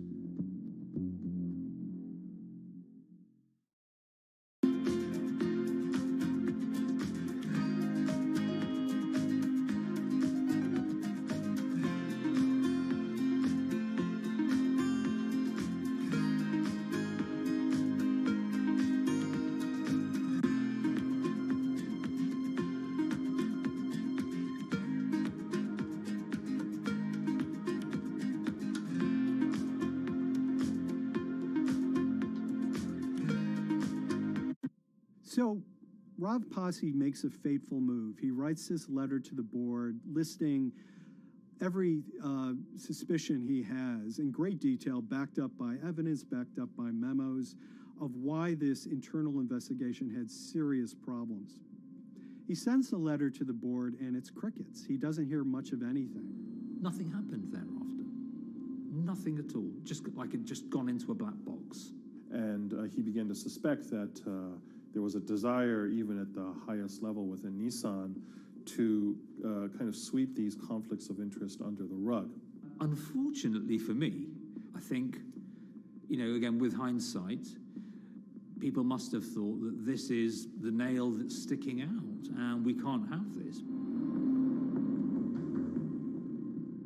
Within 3 days of me submitting that to the board of directors, that letter to the independent board of directors, I was removed from the Goan Executive Conduct Matters. I was then told that I could not attend board meetings anymore. And up until that point, I had attended every single board meeting. I was then also told that after 8 years of being in Japan, I'd be going back to the UK. It eventually transpired that I'd be the VP of Projects and Transformation, managing a team of 3. So you can imagine what this feels like at this stage. Almost an arbitrary removal from Japan, where I've lived for 8 years, had 3 children there, my family has grown up, and we've been settled there, having a few months earlier been promoted to vice president at a global level, to being almost demoted. So Pasi was essentially being reassigned to get him as far away from the internal investigation as possible, and also to a certain extent in retaliation to some of the issues that he brought up regarding the internal investigation and Harinada. What happened to Rav Pasi can be seen as a series of corporate humiliations. I mean, first of all, his immediate responsibilities were taken away from him. Eventually, he lost, the coveted general counsel title. But it didn't stop there. Toward the end of his stay in Japan, Rav and his wife were convinced that they were being followed. During that period, I'd noticed that whilst driving my car, I'd have other cars following me. First time I noticed this was around mid-March, and I was driving, I can't remember where I was going, but this grey van, small van, just literally started following me. And I noticed that there was somebody in the car taking pictures. And lo and behold, we were absolutely being followed either by people on foot or other individuals, 2 or 3, normally 2 burly men in a car, different cars at different times, following us around. They were following the family as well. And, given I'd seen the Nissan security department behave in a very, very egregious manner with others in terms of following and surveilling, I was very concerned as to what they were doing and who they were giving this information to. Because if they're giving this information to the authorities, you do think, why? What's going on here? I mean, this is just not normal behavior. And this all culminated in a rather dramatic event in the middle of 2020. Who are you people? Where Nissan had hired a legal team and had obtained an unusual court order from the district court in Yokohama to basically do a search of his home and seizure of his corporate laptop and phone and other documents. If you don't let us in now, we have to break this key. So it's a pretty extreme way to treat someone who'd spent 16 years at the company. These people have all come in. We don't really know who they are, apart from the fact that I've been shown a badge that says the Yokohama court. And they're here to recover a laptop and a mobile phone. It was even more weird because I'd highlighted to the directors that certain Nissan executives were trying to recover this laptop and this phone whilst I was still in Japan. And I was very concerned because it had evidence on there that related to misconduct matters and other forms of inappropriate conduct. It was just another form of intimidation, another form of harassment, forcing me almost to leave the company and the country. Because once they'd retained and obtained these items, we were still followed, which, again, I just couldn't understand. What is the point of doing that? This isn't a car company. This is not the KGB.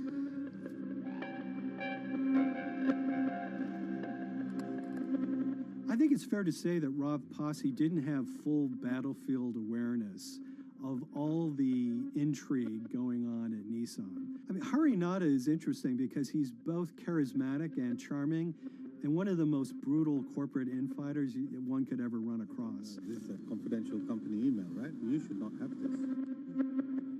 If he had fallen into line, he would probably still have his job at Nissan, be paid very well, and continued his work. A career that he spent 16 years building at Nissan is irretrievably broken. It's been smashed to smithereens. He and his family paid a huge price, certainly. But in terms of being able to sleep at night, I think, he's come out ahead. I highlighted issues to the highest levels of the company so that they could be dealt with appropriately by those in charge. There was no response to those, and there was retaliation against me. What's really profound, like absolutely profound, is that none of your colleagues, I mean people who you have known for years, forget it. Yeah. You're on your own. Yeah. And you got to be ready for that. You've got to be ready for that. If you take it on anyway.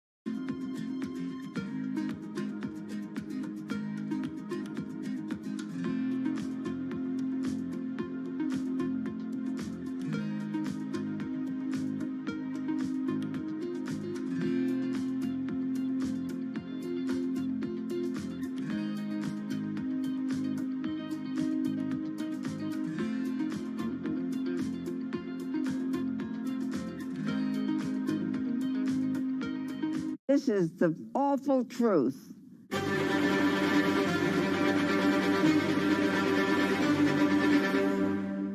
There's always someone in the family that's pushing it.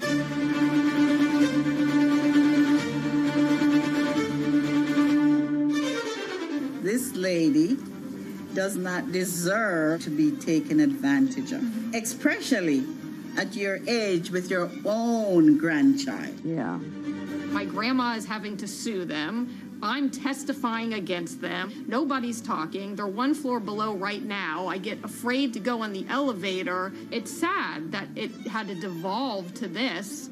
It's like a soap opera to me. It's a very sad thing. It's a family feud. A family feud. Here's a family that, on paper, you would think has the wealth that so many people seek, yet at the end of the day, it seemed to sort of rip everybody apart.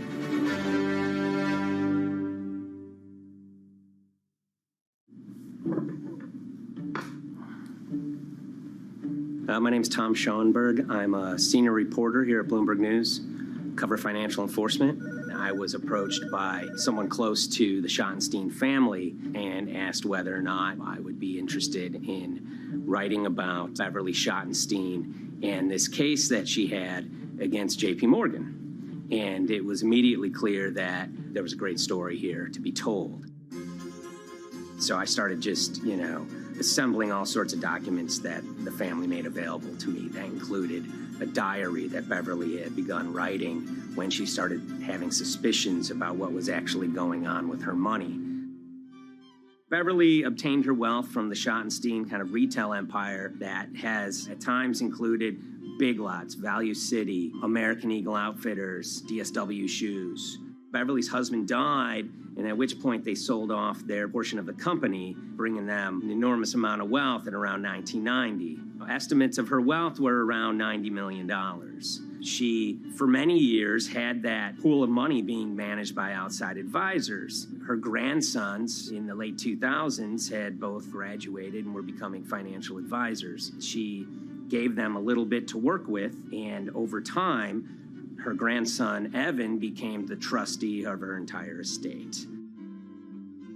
Managing sort of family money is not a conflict. In fact, some ways in wealth management, it's kind of how you get your start. It's kind of the seed that you need to sort of get going in the business. But Beverly started having suspicions that something was wrong probably in around 2016.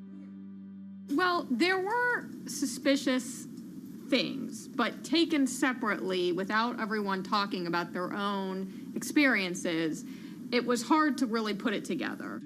She had written a check to her caretaker, Dawn, that bounced. So she went down to her local Chase branch to sort of find out what was going on. She wasn't getting paper statements in the mail, so she asked them to print out a number of her statements having to do with her checking account and her credit card account. So we went to the bank and asked for the statements. And she got a whole year and going through all of them, page by page by page. And it was there she saw all sorts of charges that she said she didn't authorize or didn't know about. I was becoming very, very suspicious. I was starting to look in the money part, and that's what bothered me more when I saw that money was going, and I was not a big spender. Around the same time, Dawn, she starts noticing Beverly's son, who lived in the condominium below her, came up with Evan with a shredder and started grabbing papers in her office area, including some with J.P. Morgan letterhead, and just started sitting at the kitchen table, just shredding documents over and over. Yeah, they came in one morning. They used to do it in the back. Through the back door, and they brought the shredder inside. And then they went in the drawers in the office and took out all the papers, and they started doing it. I was very suspicious because I know you don't go around and destroying papers. Beverly said that they had done this many times before. That's when she said to me, Dawn, I'm going to write my feelings in this black book. Diary. And it's a diary, and she started writing. Each day, she would write a little at a time. Around the holidays of 2018, a package had arrived, a FedEx package, and in it were materials about a venture capital fund based out of the Cayman Islands. Dawn and some other family members take a look at this, and they see that Beverly is signed up for this fund to the tune of $5 million over the course of several years. And that was really the beginning of it. That was sort of the tip of the iceberg when it became obvious that something was going on, that my grandmother really wasn't aware of this fund. You know, Beverly started to panic. She got really upset and called, JP Morgan's headquarters in New York and asked for Jamie Dimon. She said she was told someone would call her back, but she says that never happened. She wrote a letter to Evan and Avi, and in there she laid out a number of things that were concerning her: unauthorized trading, the checking account. She had about $1 million worth of jewelry in a safe deposit box, and that her son Bobby had the key to that box, and that jewelry had gone missing. All this was kind of packaged in this, 5-page handwritten amendment to a will and trust. There's such an evolving narrative about why the jewelry was taken. The only truth we really know is that the jewelry is gone. But why it happened, there have been a lot of different stories. You just don't take your mother's wonderful things and hand it out. And they emailed that note to JP Morgan to seize all activity on her account. And it ended up setting off a firestorm after that. As soon as they got this email that there was a cease and desist and that she wanted to send her money and change brokerage firms, they were actually vacationing one floor below downstairs. They're there right now. The next day, Beverly's in her place. The granddaughter's still in her place visiting. Dawn is there, and up comes Bobby kind of barging through the door. And he's screaming about what was sent to the JP Morgan. They're now investigating now. And he's furious, takes his mother and sort of puts her into a chair, gets pen and paper, and she says physically forced her to write a retraction letter. They were pushing me around. It was a scary time. I was really afraid too. I had to take her to the doctor, and she did an x-ray because she was in so much pain. The locks had to be changed. The phone number had to be changed. I really thought we were going to have to hire guards to be outside just for protection. Oh, it was terrible. Horrible scene. Beverly brought her case before the Financial Industry Regulatory Authorities, usually known as FINRA.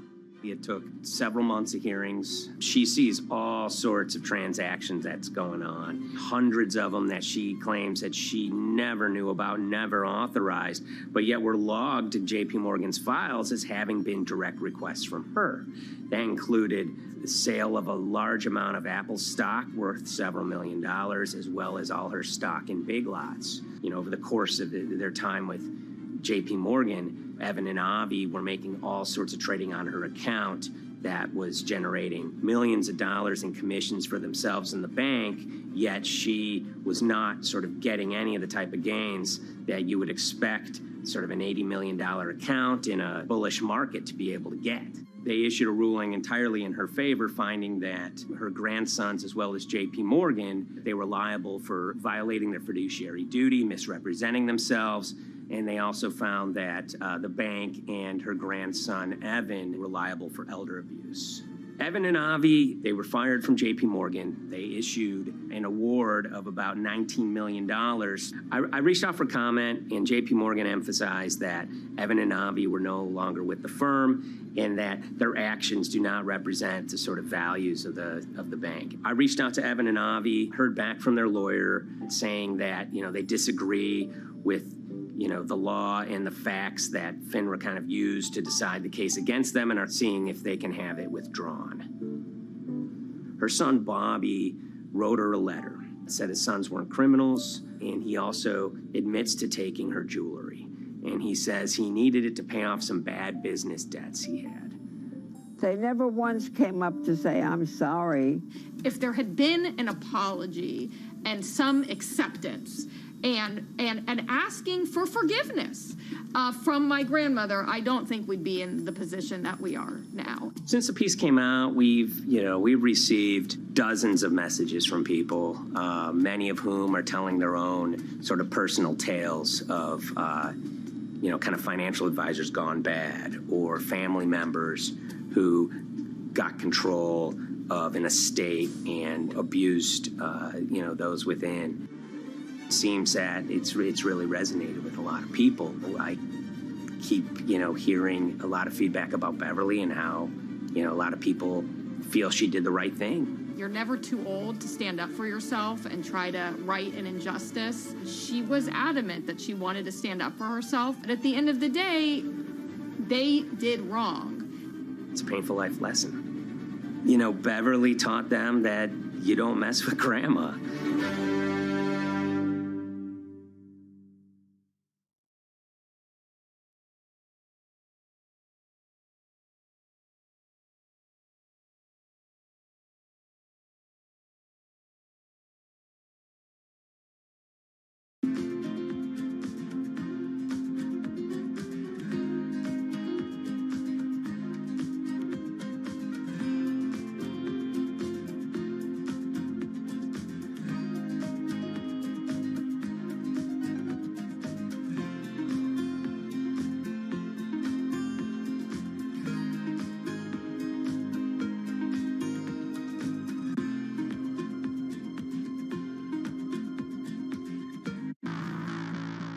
On April 20th, oil markets did something they never had before, and they crashed, went into negative territory and closed the day at minus $40. Meanwhile, in a place called Thaden Boyce in Essex, a group of 9 traders, led by a guy called Cuddles, made $660 million over the course of a couple of hours. The price of oil has collapsed to a record low. We've never really seen anything like it. WTI this morning down more than 35%. People maybe wouldn't have been so surprised if the oil price had fallen to zero, but the oil price went to minus 38. It went far lower than anyone had expected. And so lots of people in the market were saying, well, hang on, something else is going on here.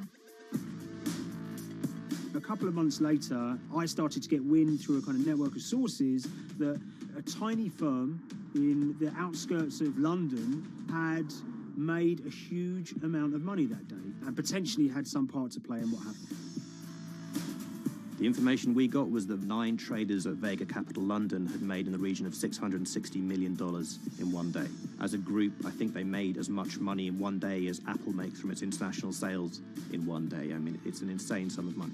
Did they pull off a fantastic trade? Did they predict the way the market was moving and get it absolutely right? Or was there something else going on, and had they actually done something that breached market rules in a bid to sort of push the market? And that investigation is ongoing.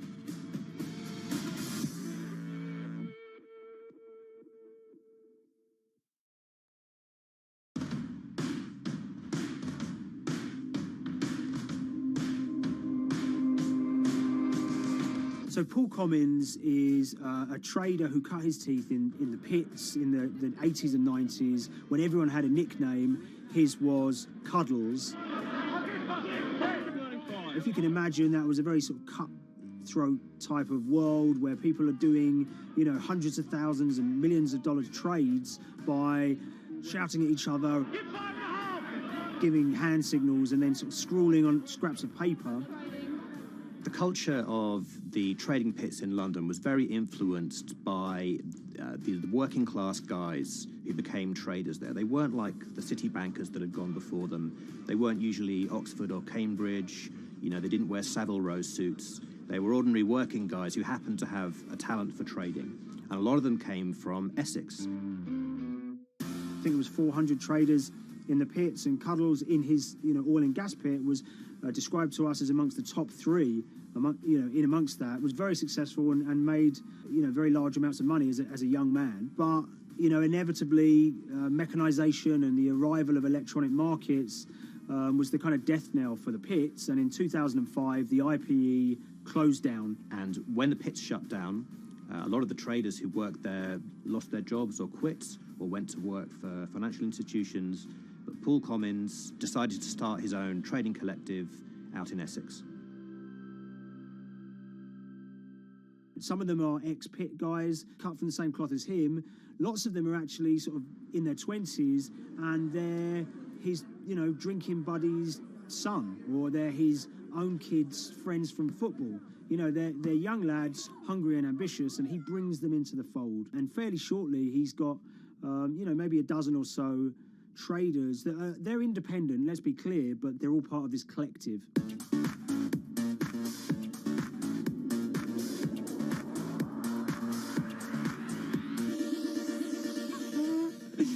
Yeah, I'll let Liam deal with Essex. I am from Essex, so I feel like I'm free to, to get into this. Sweet, as they say. If you were to ask someone in Britain how they would imagine a kind of Essex person, they would see someone who's maybe slightly flamboyant, with a sort of Cockney accent, a sort of Guy Ritchie-style accent. Not afraid to splash the cash, but it's probably pretty bright and has done well for themselves. Don't even make sense, does it? But, these guys, they drove around very nice Rolls Royces and Bentleys. They went to places like Marbella on holiday. Thaden Boyce is a very wealthy place. You have to have considerable income to be able to afford to live in that village. It's a really nice place to live, and it's 20 minutes tube ride away from the city. Earlier in the summer, we have this lead, which is that there's this tiny firm called Vega Capital London, and they were the biggest winners from the biggest oil crash in history. Anyone that covers markets is going to be surprised about that. You're thinking your BPs of the world or your Glencores, but there's this tiny firm. And one of the big challenges that we had was actually finding out who worked with Vega Capital. It wasn't immediately obvious, and at first we had absolutely no idea. If you go to the Vega Capital website, it says it's under construction. If you do basic online searching, it's very difficult to find anyone who's publicly connected to the company. So inevitably, we're incredibly curious at this point. Like, who the hell are these people? The more reporting we did, the more it became clear that this group were connected socially as well as professionally. They went to weddings together, they played golf together, they would go on holiday together. We found out that a number of them were members of the West Ham Supporters Club in London. A few of them started companies together, so you could see all the connections between them and start to see a distinct group emerging. And it really just was this kind of shock that, this wasn't just like a hedge fund or a firm you'd never heard of. This was actually a group of buddies who all had the same experience on this day and had all made a huge amount of money. So if you're an oil trader, there's a number of different ways you can trade, and probably the most popular is WTI futures contracts. And it's basically a contract that says, I'm going to buy 1,000 barrels of oil from you at this point in the future, or I'm going to sell 1,000 barrels of oil to you at this point in the future. It's actually just a financial contract to gamble on to predict whether oil is going to go up or down. On the 20th of April in Essex, there had been signals for a while that this was going to be an exceptional day in oil markets. And we know that some of them arose early and started their trading in the early hours of the morning while it was still dark outside. Essentially what they were doing is buying contracts that gave them an obligation to buy oil at whatever the price ended up at 2:30 p.m. So they're basically placing a bet that oil is going to fall throughout the day. But they're simultaneously selling lots of oil as well. And whether they make a profit and how much profit they make is the difference between what they buy the oil for and what they sell the oil for. Now, of course, we now know throughout April 20th, the price dropped and dropped. So this is going very well for them. They are committed to selling oil at these prices, and the prices are continuing to fall, which means they're going to be able to offset it and buy oil at cheaper at the end of the day. Now, once it gets to kind of 1:30, 2 p.m., that's when things start to get really interesting. Suddenly there's a kind of influx of buyers and sellers, as desperation increases in the market and trading volumes go up. Now at 2:08 p.m. exactly, something bizarre and unprecedented happened, which is that oil passes into negative territory. And it fell to a record level of minus $38. We've never seen anything like it, period, in terms of the contraction of the global economy. That huge gulf between what they were buying the oil for and what they were selling it for enabled them to make more money than they ever thought possible. So their profit was the difference between minus 37, and all of these positive numbers on every contract they sold. The price of crude briefly hit minus $37 a barrel. For one group of traders operating from a small office, it was a very, very profitable day. It's important to remember this had never happened before in the history of oil trading. No one could have predicted it. I can't think of another example of where you enter a trade and you get paid on both sides. You get paid both to sell and to buy. It's unthinkable.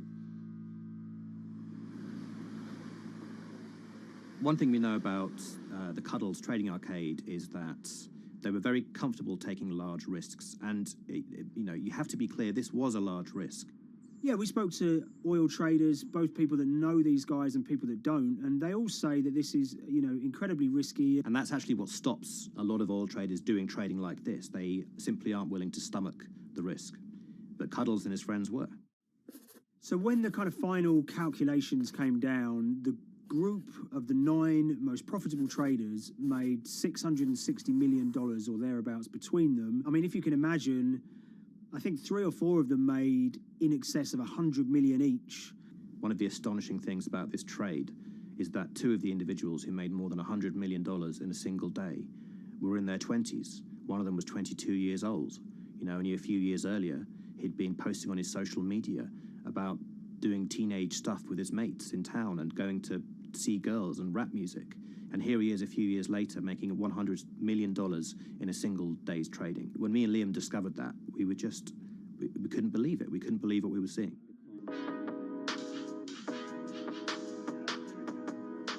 Oil trading is a zero-sum game. Anytime you're making money as an oil trader, someone else is losing it. Amongst the biggest losers were the investors in this Chinese fund, Crude Oil Treasure Fund. There were thousands of them, and they lost everything. Lots of people had put their savings into oil funds. They lost money that day. Big banks and brokers who sort of stand in the middle of trading parties, they lost money that day. And another interesting thing is that oil-producing countries like Kuwait or Canada, they sell oil as an average of the WTI closing price over the preceding month. So the fact that one of those numbers in that average was minus 37 meant, if you can imagine, countries like Saudi Arabia and Kuwait potentially lost a couple of dollars on every single barrel of oil they sold that month. Vega Capital's traders made such an extraordinary sum of money that it was inevitable there would be some scrutiny of what they did.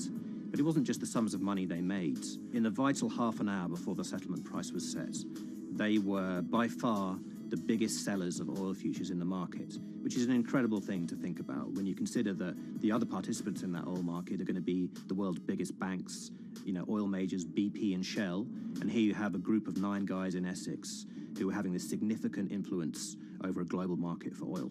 I mean, I think you have to assume that if these guys had made $7 million or $10 million, they probably would be celebrating in Essex right now. But the fact that they made closer to $700 million has meant that they are facing understandable scrutiny. We wrote individually to all the Vega traders who did exceptionally well that day, and we got a letter in response from a law firm representing the group. The law firm was at pains to point out, number one, that they haven't been accused of any wrongdoing, that they all traded independently and separately, and they'd basically all made up their own minds that this was what was going to happen in oil markets based on publicly available knowledge, and decided to execute this trade. What I love about these stories is there's a real variance of opinion, and some people will look at what happened and think that must be dodgy. They all traded at the end of the day. They all made a huge amount of money while all these people lost. That's shocking. But lots of people say these guys are at acute disadvantage. They're in a market that's inhabited by, huge technology-driven funds and firms and oil giants that have got all the advantages in the world, and when you get a bunch of Essex geezers who essentially beat the market and find a way to make a huge amount of money, they should get a pat on the back, really, because that's the dream. Since this happened, a lot of the guys have stopped trading the monthly settlements that they've done so well at in the past. Several of them have set up new companies. They've essentially gone very quiet. Any kind of social media presence they had has kind of closed down. By all accounts, they're, waiting this out. It's certainly too early to try and predict how the regulatory investigations are going to pan out. We just don't know. There's a number of potential outcomes for these guys. Potential punishments if there are any findings of manipulation against Vega or anyone affiliated with it might be you could be fined, you could be banned from trading, and in the most extreme cases there have even been criminal prosecutions in the past of people who have been found to have been manipulating the settlement and misconduct related to trade at settlement. There are other outcomes too. One obvious one is going to be that they're able to walk away from this life-changing trade with all the money that they made and celebrated as heroes in the trading community. That they'll go down as legends.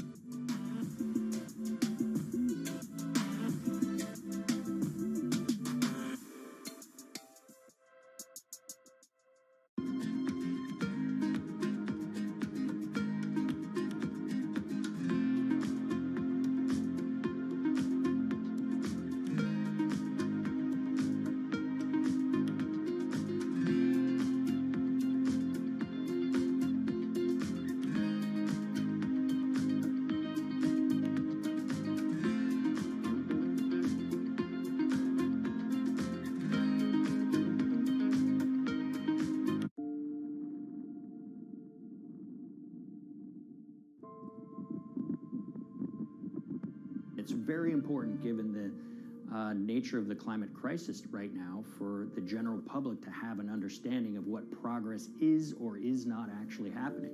And I think many readers right now, they'll see these hundreds and hundreds of companies making these big, bold climate claims.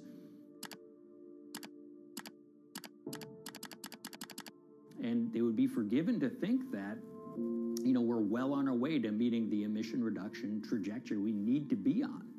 And the reality of the matter is we're just not on that trajectory. And a key reason for this sort of disconnect is the use of offsets that aren't doing what they claim to be doing. We have a massive potential for sort of willful blindness. We can convince ourselves of things regardless of what the facts are. And so that's what tends to happen in these cases. It's not that anybody is setting out to commit climate fraud. They sort of walk themselves into a situation and they convince themselves of one thing, and that allows them to convince themselves of another thing. But at the end of the day, they're doing something that makes no sense at all.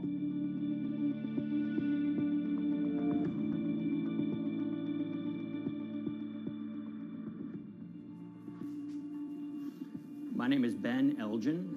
I wrote the story about how the billion-dollar market for carbon offsets is setting back the fight against climate change. So one of the challenges in reporting on carbon offsets and trying to figure out what's going on is really finding good experts who have been steeped in this marketplace and are willing to candidly talk about it. One of the best people for this is a fellow named Mark Trexler, and I've been talking to him for more than a decade. My name is Mark Trexler. I've worked in climate change for the last 30 years. I was actually hired by the World Resources Institute in Washington to work on the first carbon offset project in 1988. In terms of defining a carbon offset, one of the beauties, so to speak, of greenhouse gases, sort of the silver lining of greenhouse gases, when you put up a molecule of CO2 into the atmosphere, it can be anywhere in the planet in 7 days. And therefore, if there's an option to reduce emissions on the other side of the planet, and you can do that very cheaply as compared to doing it in your factory, for example, then why not pay that person, that factory on the other side of the planet to reduce their emissions? Then you are, in a sense, offsetting your emissions, and the atmosphere doesn't really see your emissions anymore.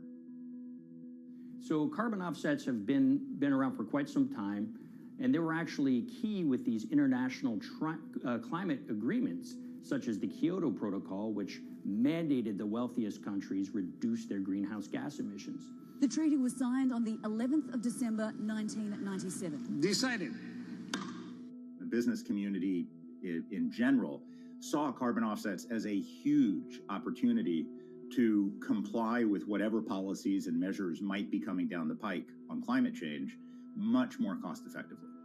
We've seen a huge surge in companies making big proclamations about how they're going carbon neutral or zeroing out all of their carbon emissions. We're going to reduce our carbon footprint to net zero.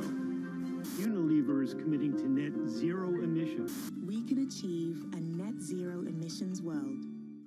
We began looking at these corporate claims of dramatically reduced emissions, and we noticed so many of these companies were using carbon offsets to achieve these aims.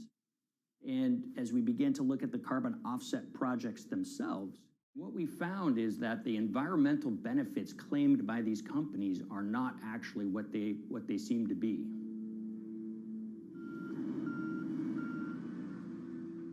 And as we sort of saw and spotted a number of these very aggressive carbon offset projects, which appeared to be generating inflated credits or bogus credits, we saw a number of them were associated with the Nature Conservancy.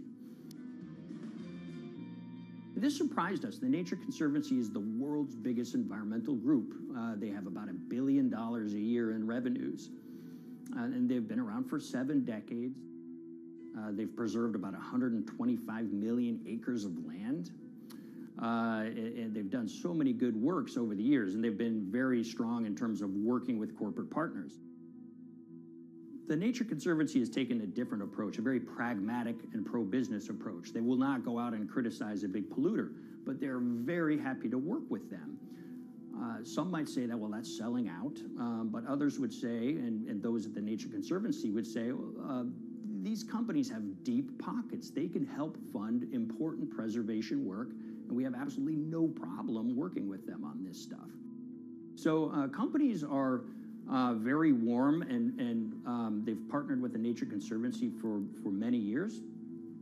And yeah, it definitely lends a sheen of credibility to these projects.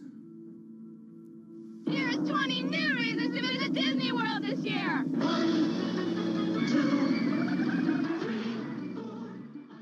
3. If you look at, for instance, Disney, that's a sprawling company with theme parks and cruise lines that burn up diesel fuel. They have office buildings and television studios that consume electricity. So these companies are trying to make major reductions in their carbon footprints, but it's very difficult to change these fundamental ways their businesses operate. So Disney has been a big buyer of carbon offsets that are orchestrated by the Nature Conservancy. One of the projects that they buy from is called Pennsylvania Ridges. And that's a plot of land. Most of the land is actually about a 3-hour drive outside of Philadelphia. Interestingly, this land, 3,000 of these acres, was actually acquired by the Nature Conservancy in the late 1990s. This land was imminently threatened. There was a pending logging contract on this land. So they do what they've done so well for all of these years, which is they go out, they raise money from local philanthropists, and they go buy this land to protect it from developers and loggers. And at the time, according to an archived version of the Nature Conservancy's website, when they were proudly announcing this deal, they said, these threats have been abated because of this acquisition by the Nature Conservancy. So it's really interesting now, fast forward 2 decades to earlier this year when they put forward this carbon project. And if you look through it, this land is a key part of that carbon project. And what they're now saying is this land is now once again imminently threatened. 72% of the trees are going to be cut within 5 years. Now, this is just astounding because this land is owned by the Nature Conservancy. They do not clear-cut land that they've bought through philanthropic donations. So this scenario that they've put forward to get carbon revenues is not really plausible.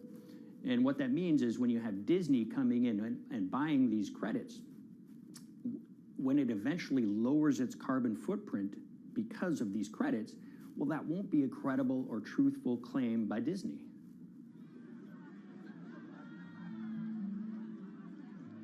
So this is an organization that truly understands the threat of the issue of climate change and is wanting to do its part to address this. However, in this situation, it just appears their drive, which they've had for decades, to increase the amount of revenues that it can use for land preservation work, Nature Conservancy and many others see that the carbon credits as a pot of money that they can tap into to further their own benevolent aims. But unfortunately, what this has resulted in is claims of climate progress that just aren't really happening. So the Nature Conservancy defends vigorously these deals, and they and others will say, look, our projects are just following the rules that these registries set up. So some would also put some of the blame on the registries themselves because they're setting up the rules which allow these vapid projects to get up and sold. So we've reached out to all of the companies we mentioned in this story, including Disney. They didn't want to be interviewed for this story, but they all told us that, look, we have to rely on the experts out there, and those experts, they say, are these carbon registries that have been set up. Most of these Nature Conservancy deals are set up and sold on this exchange. It's called the American Carbon Registry. Now, it's the oldest of these registries that allow voluntary carbon credits to be sold. They've been around since 1996. What these offset registries do is they set up rules, and any carbon offset project has to follow those rules. But there's this tension that's always there. If the rules are too strict, then it's going to be very hard for carbon offset projects to get up and running. So there's this balance going on where the registries want rules that attract projects, but they don't want it to be so strict where it will disincentivize projects from getting listed. One of the challenges with designing carbon offset systems is that there are normally two people at the table. You have buyers and you have sellers. And to some extent, you have policymakers, but you know, the buyers and the sellers are really the ones with the expertise, with the incentive to really participate hard, make a lot of things happen. And the challenge there is that both of them sort of want the same thing, or they're both happy with the same thing. They're happy with low-cost offsets and a lot of them, because that works for their business model. You end up, though, with nobody really representing the atmosphere, so to speak. Nobody's really representing the climate in those discussions. And so the policies end up biasing the whole system, and you end up in sort of a race to the bottom, and that's what we've seen happen. You know, when it comes specifically to the topic of carbon offsets, you know, I am a fan of carbon offsets in the sense that they can help mitigate climate change. They absolutely can. But, you know, if we're not going to do it correctly in a way that actually does help mitigate climate change, then it's nothing but a distraction. And, you know, after 30 years, you have to start wondering, is it really just a distraction? And that's really unfortunate, but that's where we are. Ultimately, what needs to happen is systemic change. You know, we're sort of nibbling around the edges with some of these different things. We need to change how we produce energy. We need to change how we transport ourselves. We need to change what and how we eat. You know, we need systemic change associated with transitioning to a low carbon economy.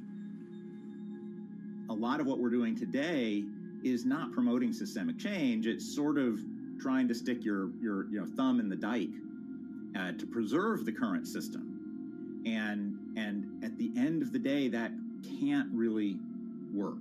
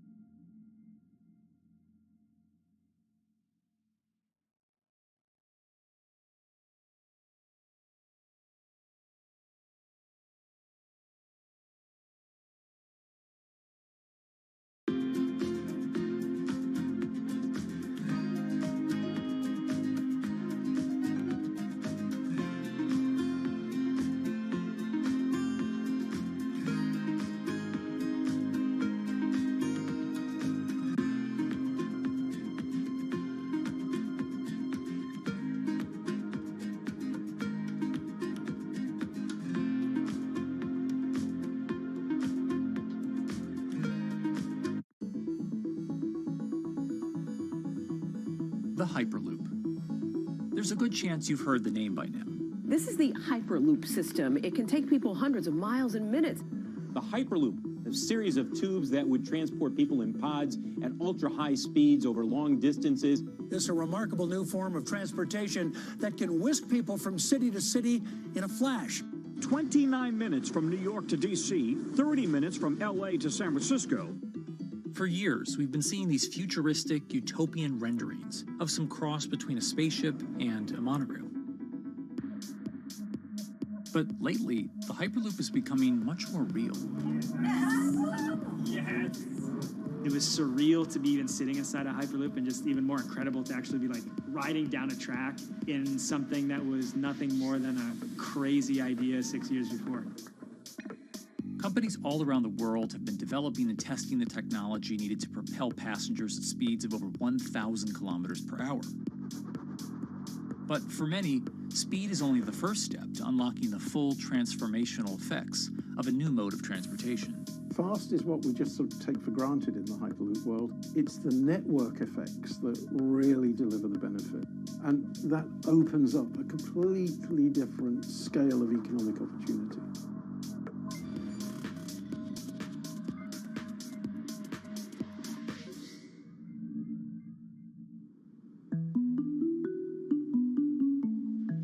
We've got planes, trains, automobiles, and boats for getting around Earth. But what if there was a fifth mode? And I have a name for it, which is called the Hyperloop. The Hyperloop? Hyperloop, yeah. In 2013, while riding high on the growing success of Tesla and SpaceX, entrepreneur Elon Musk released a white paper outlining the basic framework of the technology he called Hyperloop. The basic idea goes a little something like this. A tube reduces the air pressure to a near vacuum-like environment. A Hyperloop pod is then suspended in the tube, usually by magnetic levitation. The whole pod can then be propelled forward. Because there's no traditional friction sources like air resistance or rolling friction that would push back against the pod, the Hyperloop is able to move at incredibly high speeds and do so fairly efficiently.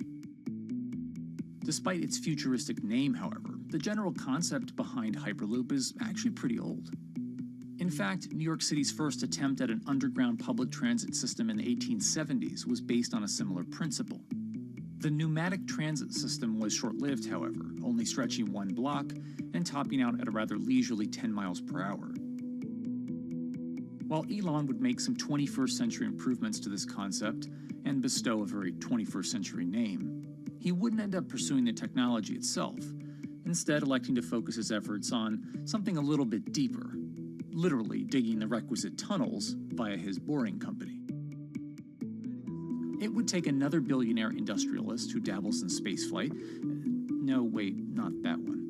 Yeah, that's the one. After Richard Branson would make a large investment in the company Hyperloop One, it would be renamed to Virgin Hyperloop. What we've always been trying to do as a company is show that this technology could work, that it could be made safe, and that ultimately it's something that's happening in the next couple of years, not the next 20 years.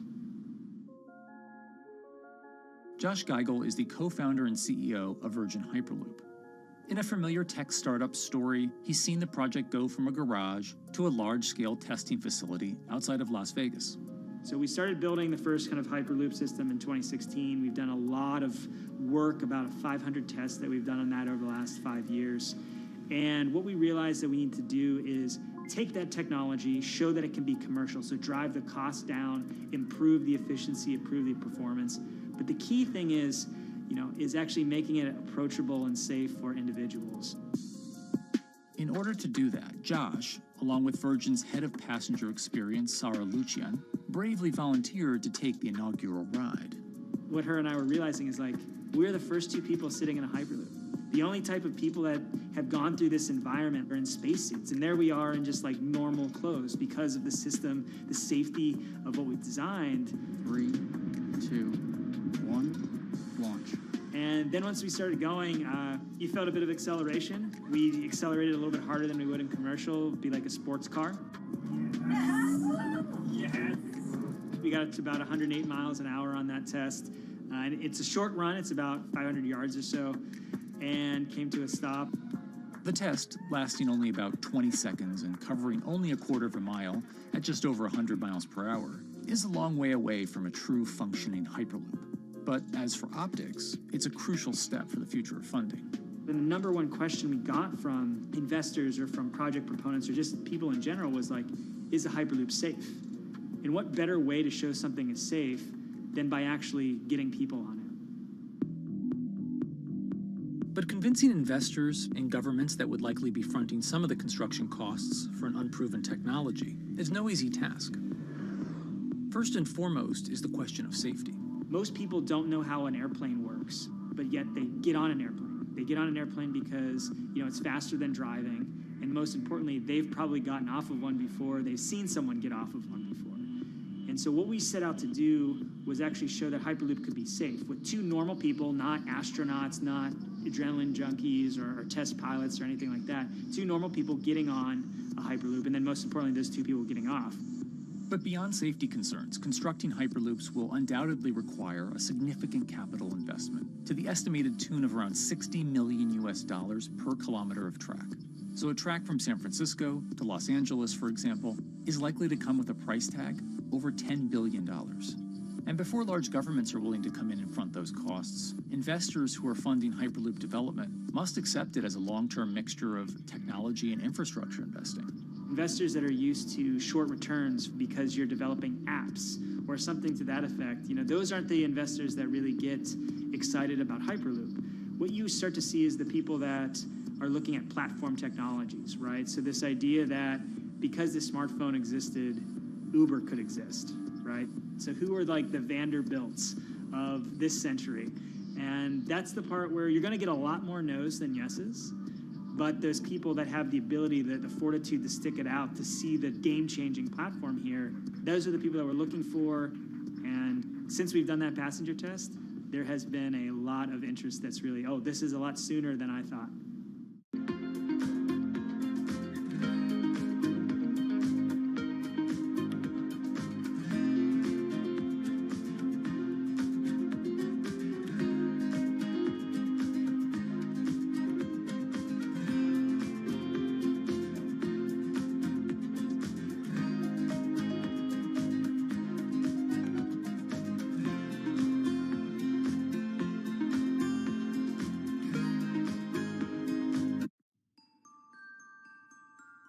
Envisioning the ripple effects of what Hyperloop could achieve, though, is fairly challenging at this stage of development.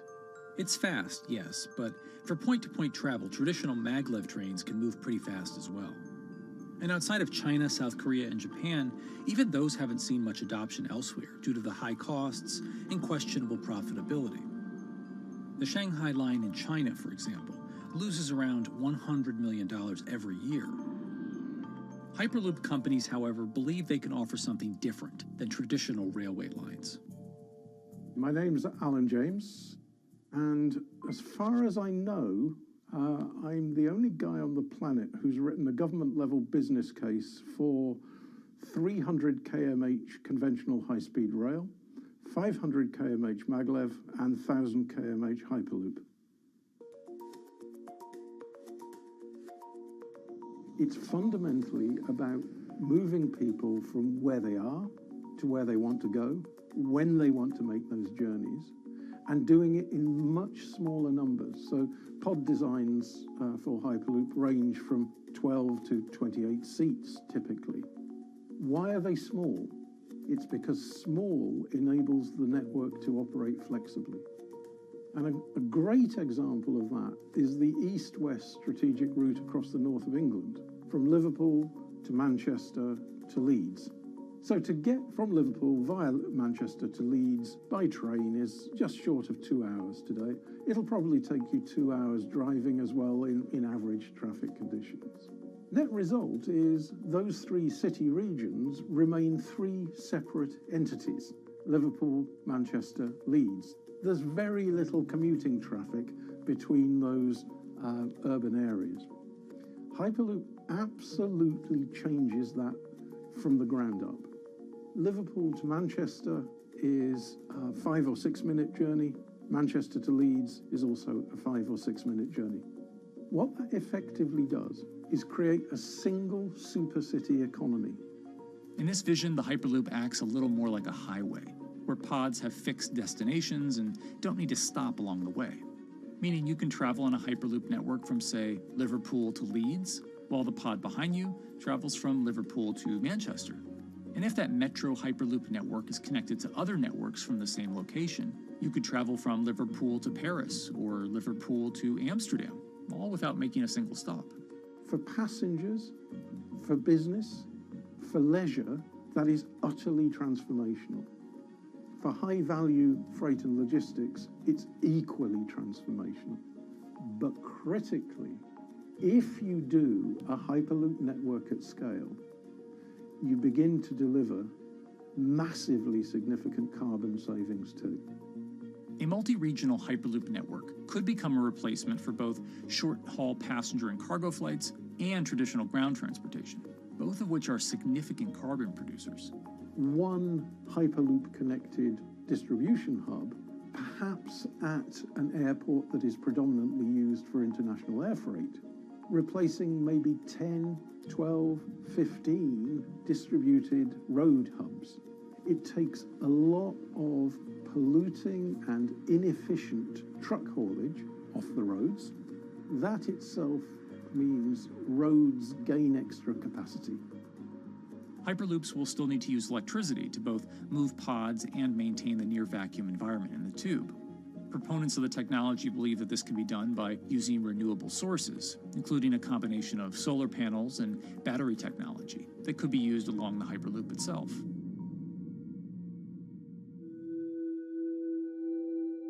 But even with all multipliers of time and carbon emission savings that a Hyperloop network may provide, the investment capital required to actually build such a network becomes even more economically and politically daunting. Committing doesn't mean spending billions on day one. Committing means, how do we phase it?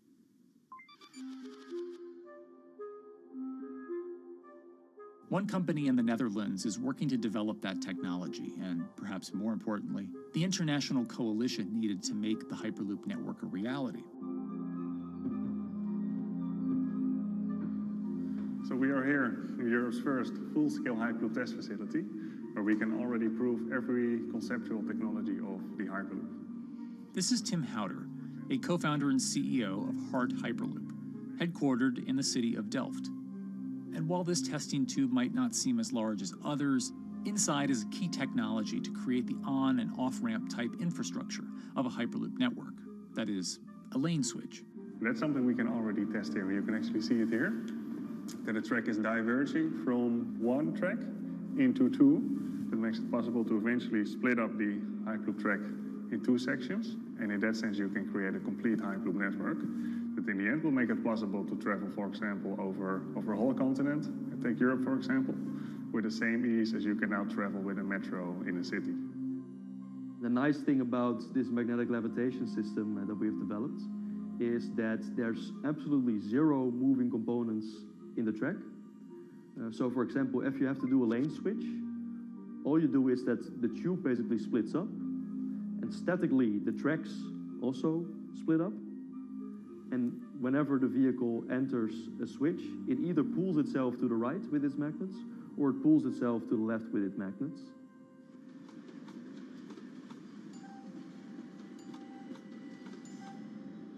Lane switching on traditional rail requires the physical movement of the rail.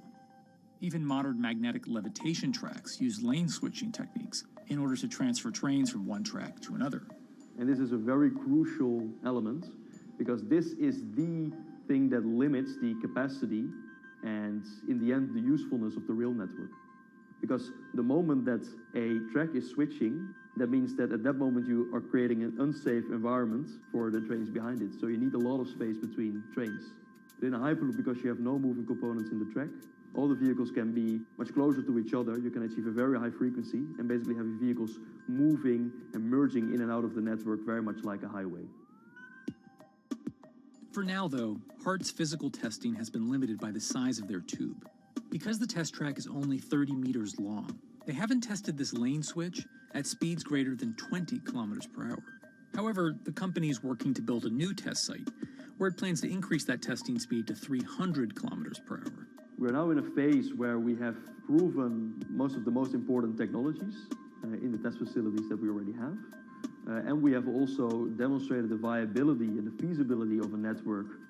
If you look at all the subsystems that it consists of, most of those are proven systems, already demonstrated in lab conditions. So we don't really believe that the technology itself is going to be the biggest challenge. Because for all Hyperloop companies out there, actually building a Hyperloop system requires more than just a good product. We're talking about the safety aspects, we're talking about integration into the environment, we're talking about the social aspects. Do people feel comfortable traveling in such a system? So it's about all these different aspects, and the complexity is really getting all the different stakeholders that are relevant and that do need to contribute to bring this to market, to get them all following the same roadmap.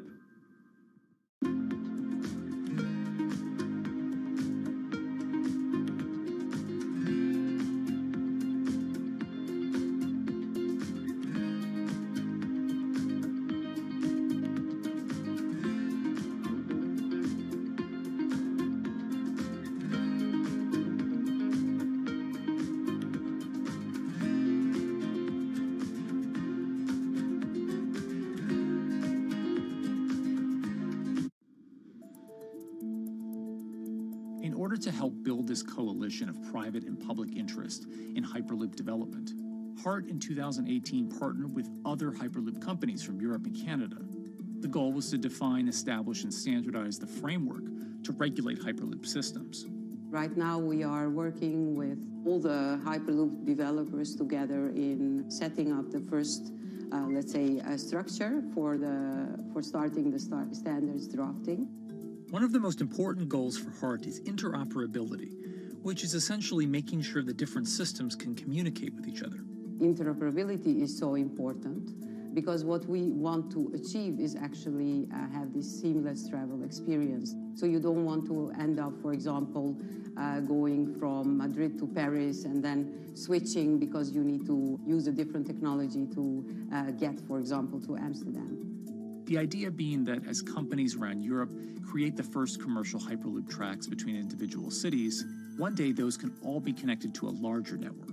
Everyone that believes that Hyperloop is a future transport system also realizes that there is a need to have this network because that's where Hyperloop thrives. Hyperloop is such a huge project. It's definitely not something that you can do on your own or as a single company. So you need to do it with a lot of other companies. You need to have the governments. I think in that sense, the biggest challenge that we've encountered is to really get all the required parties together to take the steps in development and in commercial implementation. HART's next plan is to build the European Hyperloop Center, an open testing facility which will include a 2.6-kilometer test track. And the company hopes to test travel speeds there at up to 700 kilometers per hour. Virgin Hyperloop is also racing to construct the first commercial Hyperloop route, with projects in various states of development in India, Saudi Arabia, and the United States. Recently, the company announced plans to build a Hyperloop certification center in West Virginia, which will include a 6-mile-long test track. Proving the technology here will be crucial if Hyperloop networks can find a home among infrastructure investments that the Biden administration hopes to make. The idea that there's multiple Hyperloop companies, I think, is a redeeming aspect in the business. People really want to see something happen, so having multiple people move forward is good for that. I was struck when Josh and Sarah rode the pod. 2 or 3 of the major outlets used the phrase, "We now have a new mode of transport."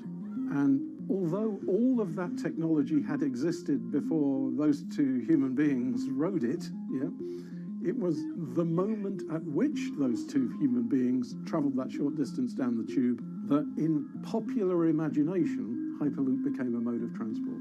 The metaphor I use with my team is that, the Wright brothers were first, but none of us fly on Wright brothers airlines anymore. If you don't continue to innovate, you're not going to be around, and so we'll continue to be at the forefront of building Hyperloop. Back in 2013, Elon had an idea. I think the difference now in 2021 is some brilliant engineers have spent real time grinding out the details. And I thoroughly expect the next 3 to 5 years to be decisive.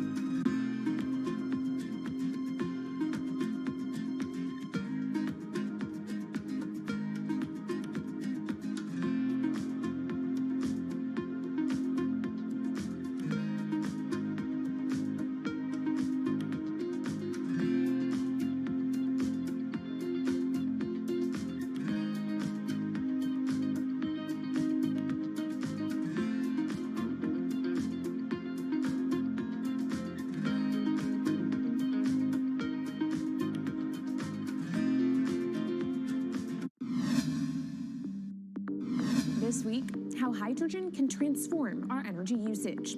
We'll look at why the universe's most abundant element could be a game changer in the climate revolution. Hydrogen technologies are not new. They are used in other sectors. We use them in space, on our rockets, and we don't need the laws of physics to change to be able to use hydrogen on our planes.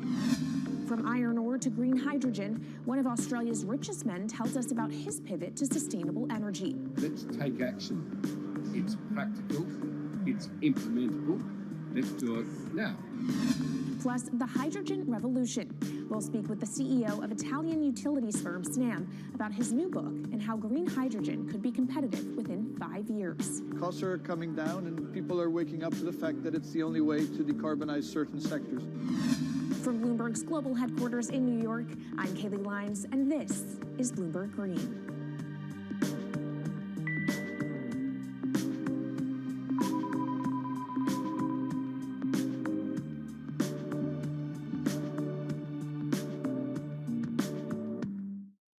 It's a new year, so here at Bloomberg Green, we're highlighting new solutions in the fight against climate change. And one of those is as old as the universe itself, hydrogen. It's the simplest element around, but could well be a game changer when it comes to turning around our dependence on fossil fuels. Today, hydrogen is used in the chemicals industry to produce petroleum products. It's also starting to be used in steel production, an industry under a lot of pressure to decarbonize. But it has far more uses as well, from powering cars to heating our homes. And Bloomberg New Energy Finance sees a seismic shift in the sector in the next 10 years as green hydrogen squeezes out dirtier alternatives. So-called gray hydrogen dominates today. But as renewable electricity gets cheaper and more accessible, so will green hydrogen. In this week's edition of Bloomberg Green, we'll explore what this push into hydrogen means for tackling climate change. We'll hear from Australian billionaire Twiggy Forrest about his pivot from iron ore to hydrogen, and we'll also speak with the CEO of Italian utility company Snam about his book, The Hydrogen Revolution. But first, what are we using hydrogen for? And why does it actually matter? Christine Lee Edwards explains. Hydrogen, the most plentiful element in the universe. On Earth, we find it mostly bonded to oxygen in the form of water, or in other gases known as hydrocarbons. Hydrogen gas, H2, burns hot and clean, making it an attractive tool in the race to net zero. But isolating hydrogen from other elements is no easy task. Today, the cheapest way to do this is via chemical processes that break up natural gas. This releases a lot of carbon dioxide. Another method is to use electricity to split water molecules in a process called electrolysis. Although there is no carbon byproduct, a lot of electricity is needed. And if this power comes from burning coal or gas, it negates the zero emissions goals of using hydrogen to begin with. Hydrogen produced in this way, powered by fossil fuels, is called gray hydrogen. If carbon capture and storage is used together with fossil fuels, then it becomes blue hydrogen. If nuclear power is used, it's called pink. And finally, green hydrogen is when it's produced via electrolysis and powered from renewable sources. This method is considered emissions-free. It's predicted that by the early 2030s, H2 made from renewables will be cheaper than that made from fossil fuels. But that hinges on the cost of electrolysis declining, which will be achieved through larger projects and an expansion of manufacturing. To be clear, vast amounts of H2 are already used today. Global production in 2018 totaled 117 million metric tons. This hydrogen is mostly used for its chemical properties, not as a source of energy, and very little of it is clean. Some sectors like steel could start using hydrogen for these chemical properties, replacing coal. Industries like cement and glass may also use hydrogen as a source of heat. Another advantage is its energy storage potential. It can be stored over long periods of time and used when more power needs to be added to the grid. It also could hold an advantage over batteries in heavy transport and shipping. The promise of hydrogen for energy has been around since at least 1874, when Jules Verne wrote about it in his book, The Mysterious Island. But the future of hydrogen will depend on policy. Countries with net zero targets, carbon pricing, and hydrogen strategies with investment mechanisms are likely to see the highest H2 demand.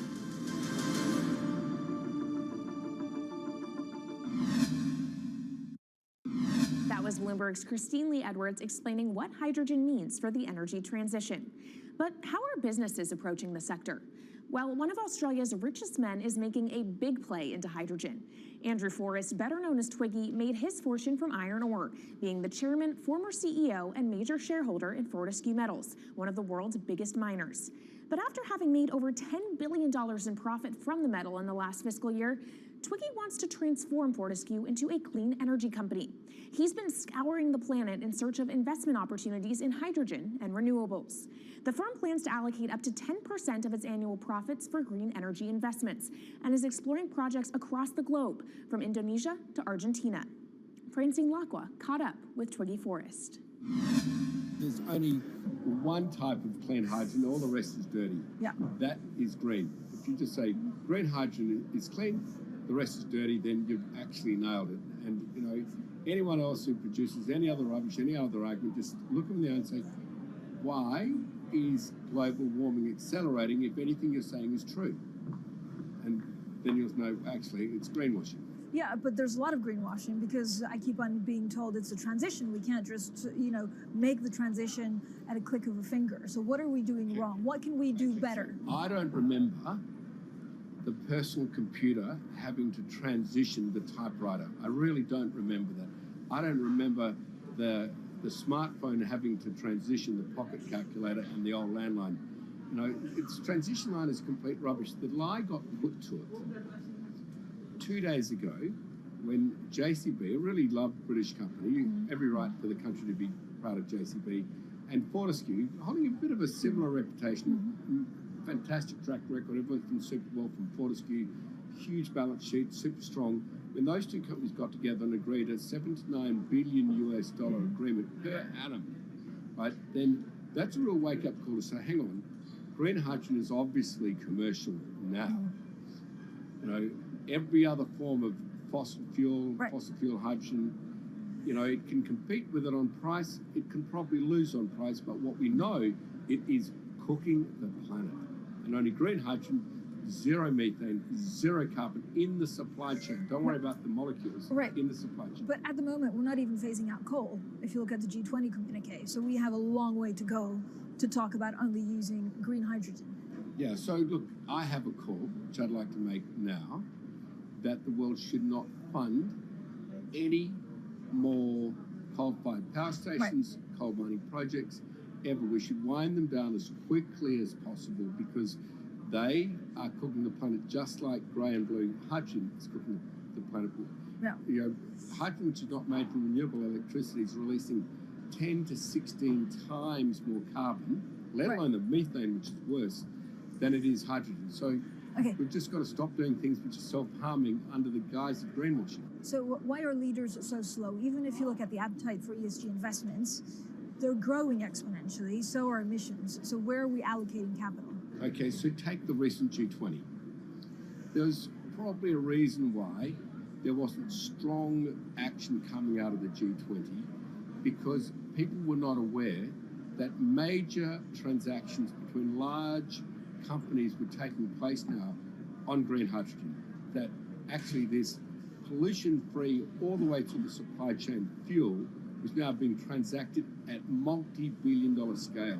If they'd known that, I don't believe any sovereign leader or any energy minister or climate change minister could not take ultra seriously that green hydrogen is now here to stay. It's broken through. History has been made. It will never go back. Okay, what is the one thing that you would tell leaders today and business leaders? How do we transition faster than what we are now because we're at real risk of missing our targets? Oh, so that's really simple. You stop funding, you stop subsidizing, you stop using money into fossil fuels. It could be carbon sequestration, it could be fuel rebates, could be anything. Hundreds of billions of dollars getting ashed while we ash the planet on fossil fuel subsidies. Because we haven't had that renewable electricity, we haven't had that green hydrogen, it's kind of been pushed down. It's all sorts of excuses. Oh, it'll never be commercial, it'll never be supplied in the quantities we need it, you know, blah, blah, blah. Now we know, let's take action. It's practical, it's implementable, let's do it now. Okay, if we do it now, is there going to be a shock to the energy system? Is there going to be a shock actually to economically? And is it worth, you know, not talking about transition, just going from A to B? Yeah, it's a fantastic question. A to B is the solution. Let fossil fuels do what fossil fuels do.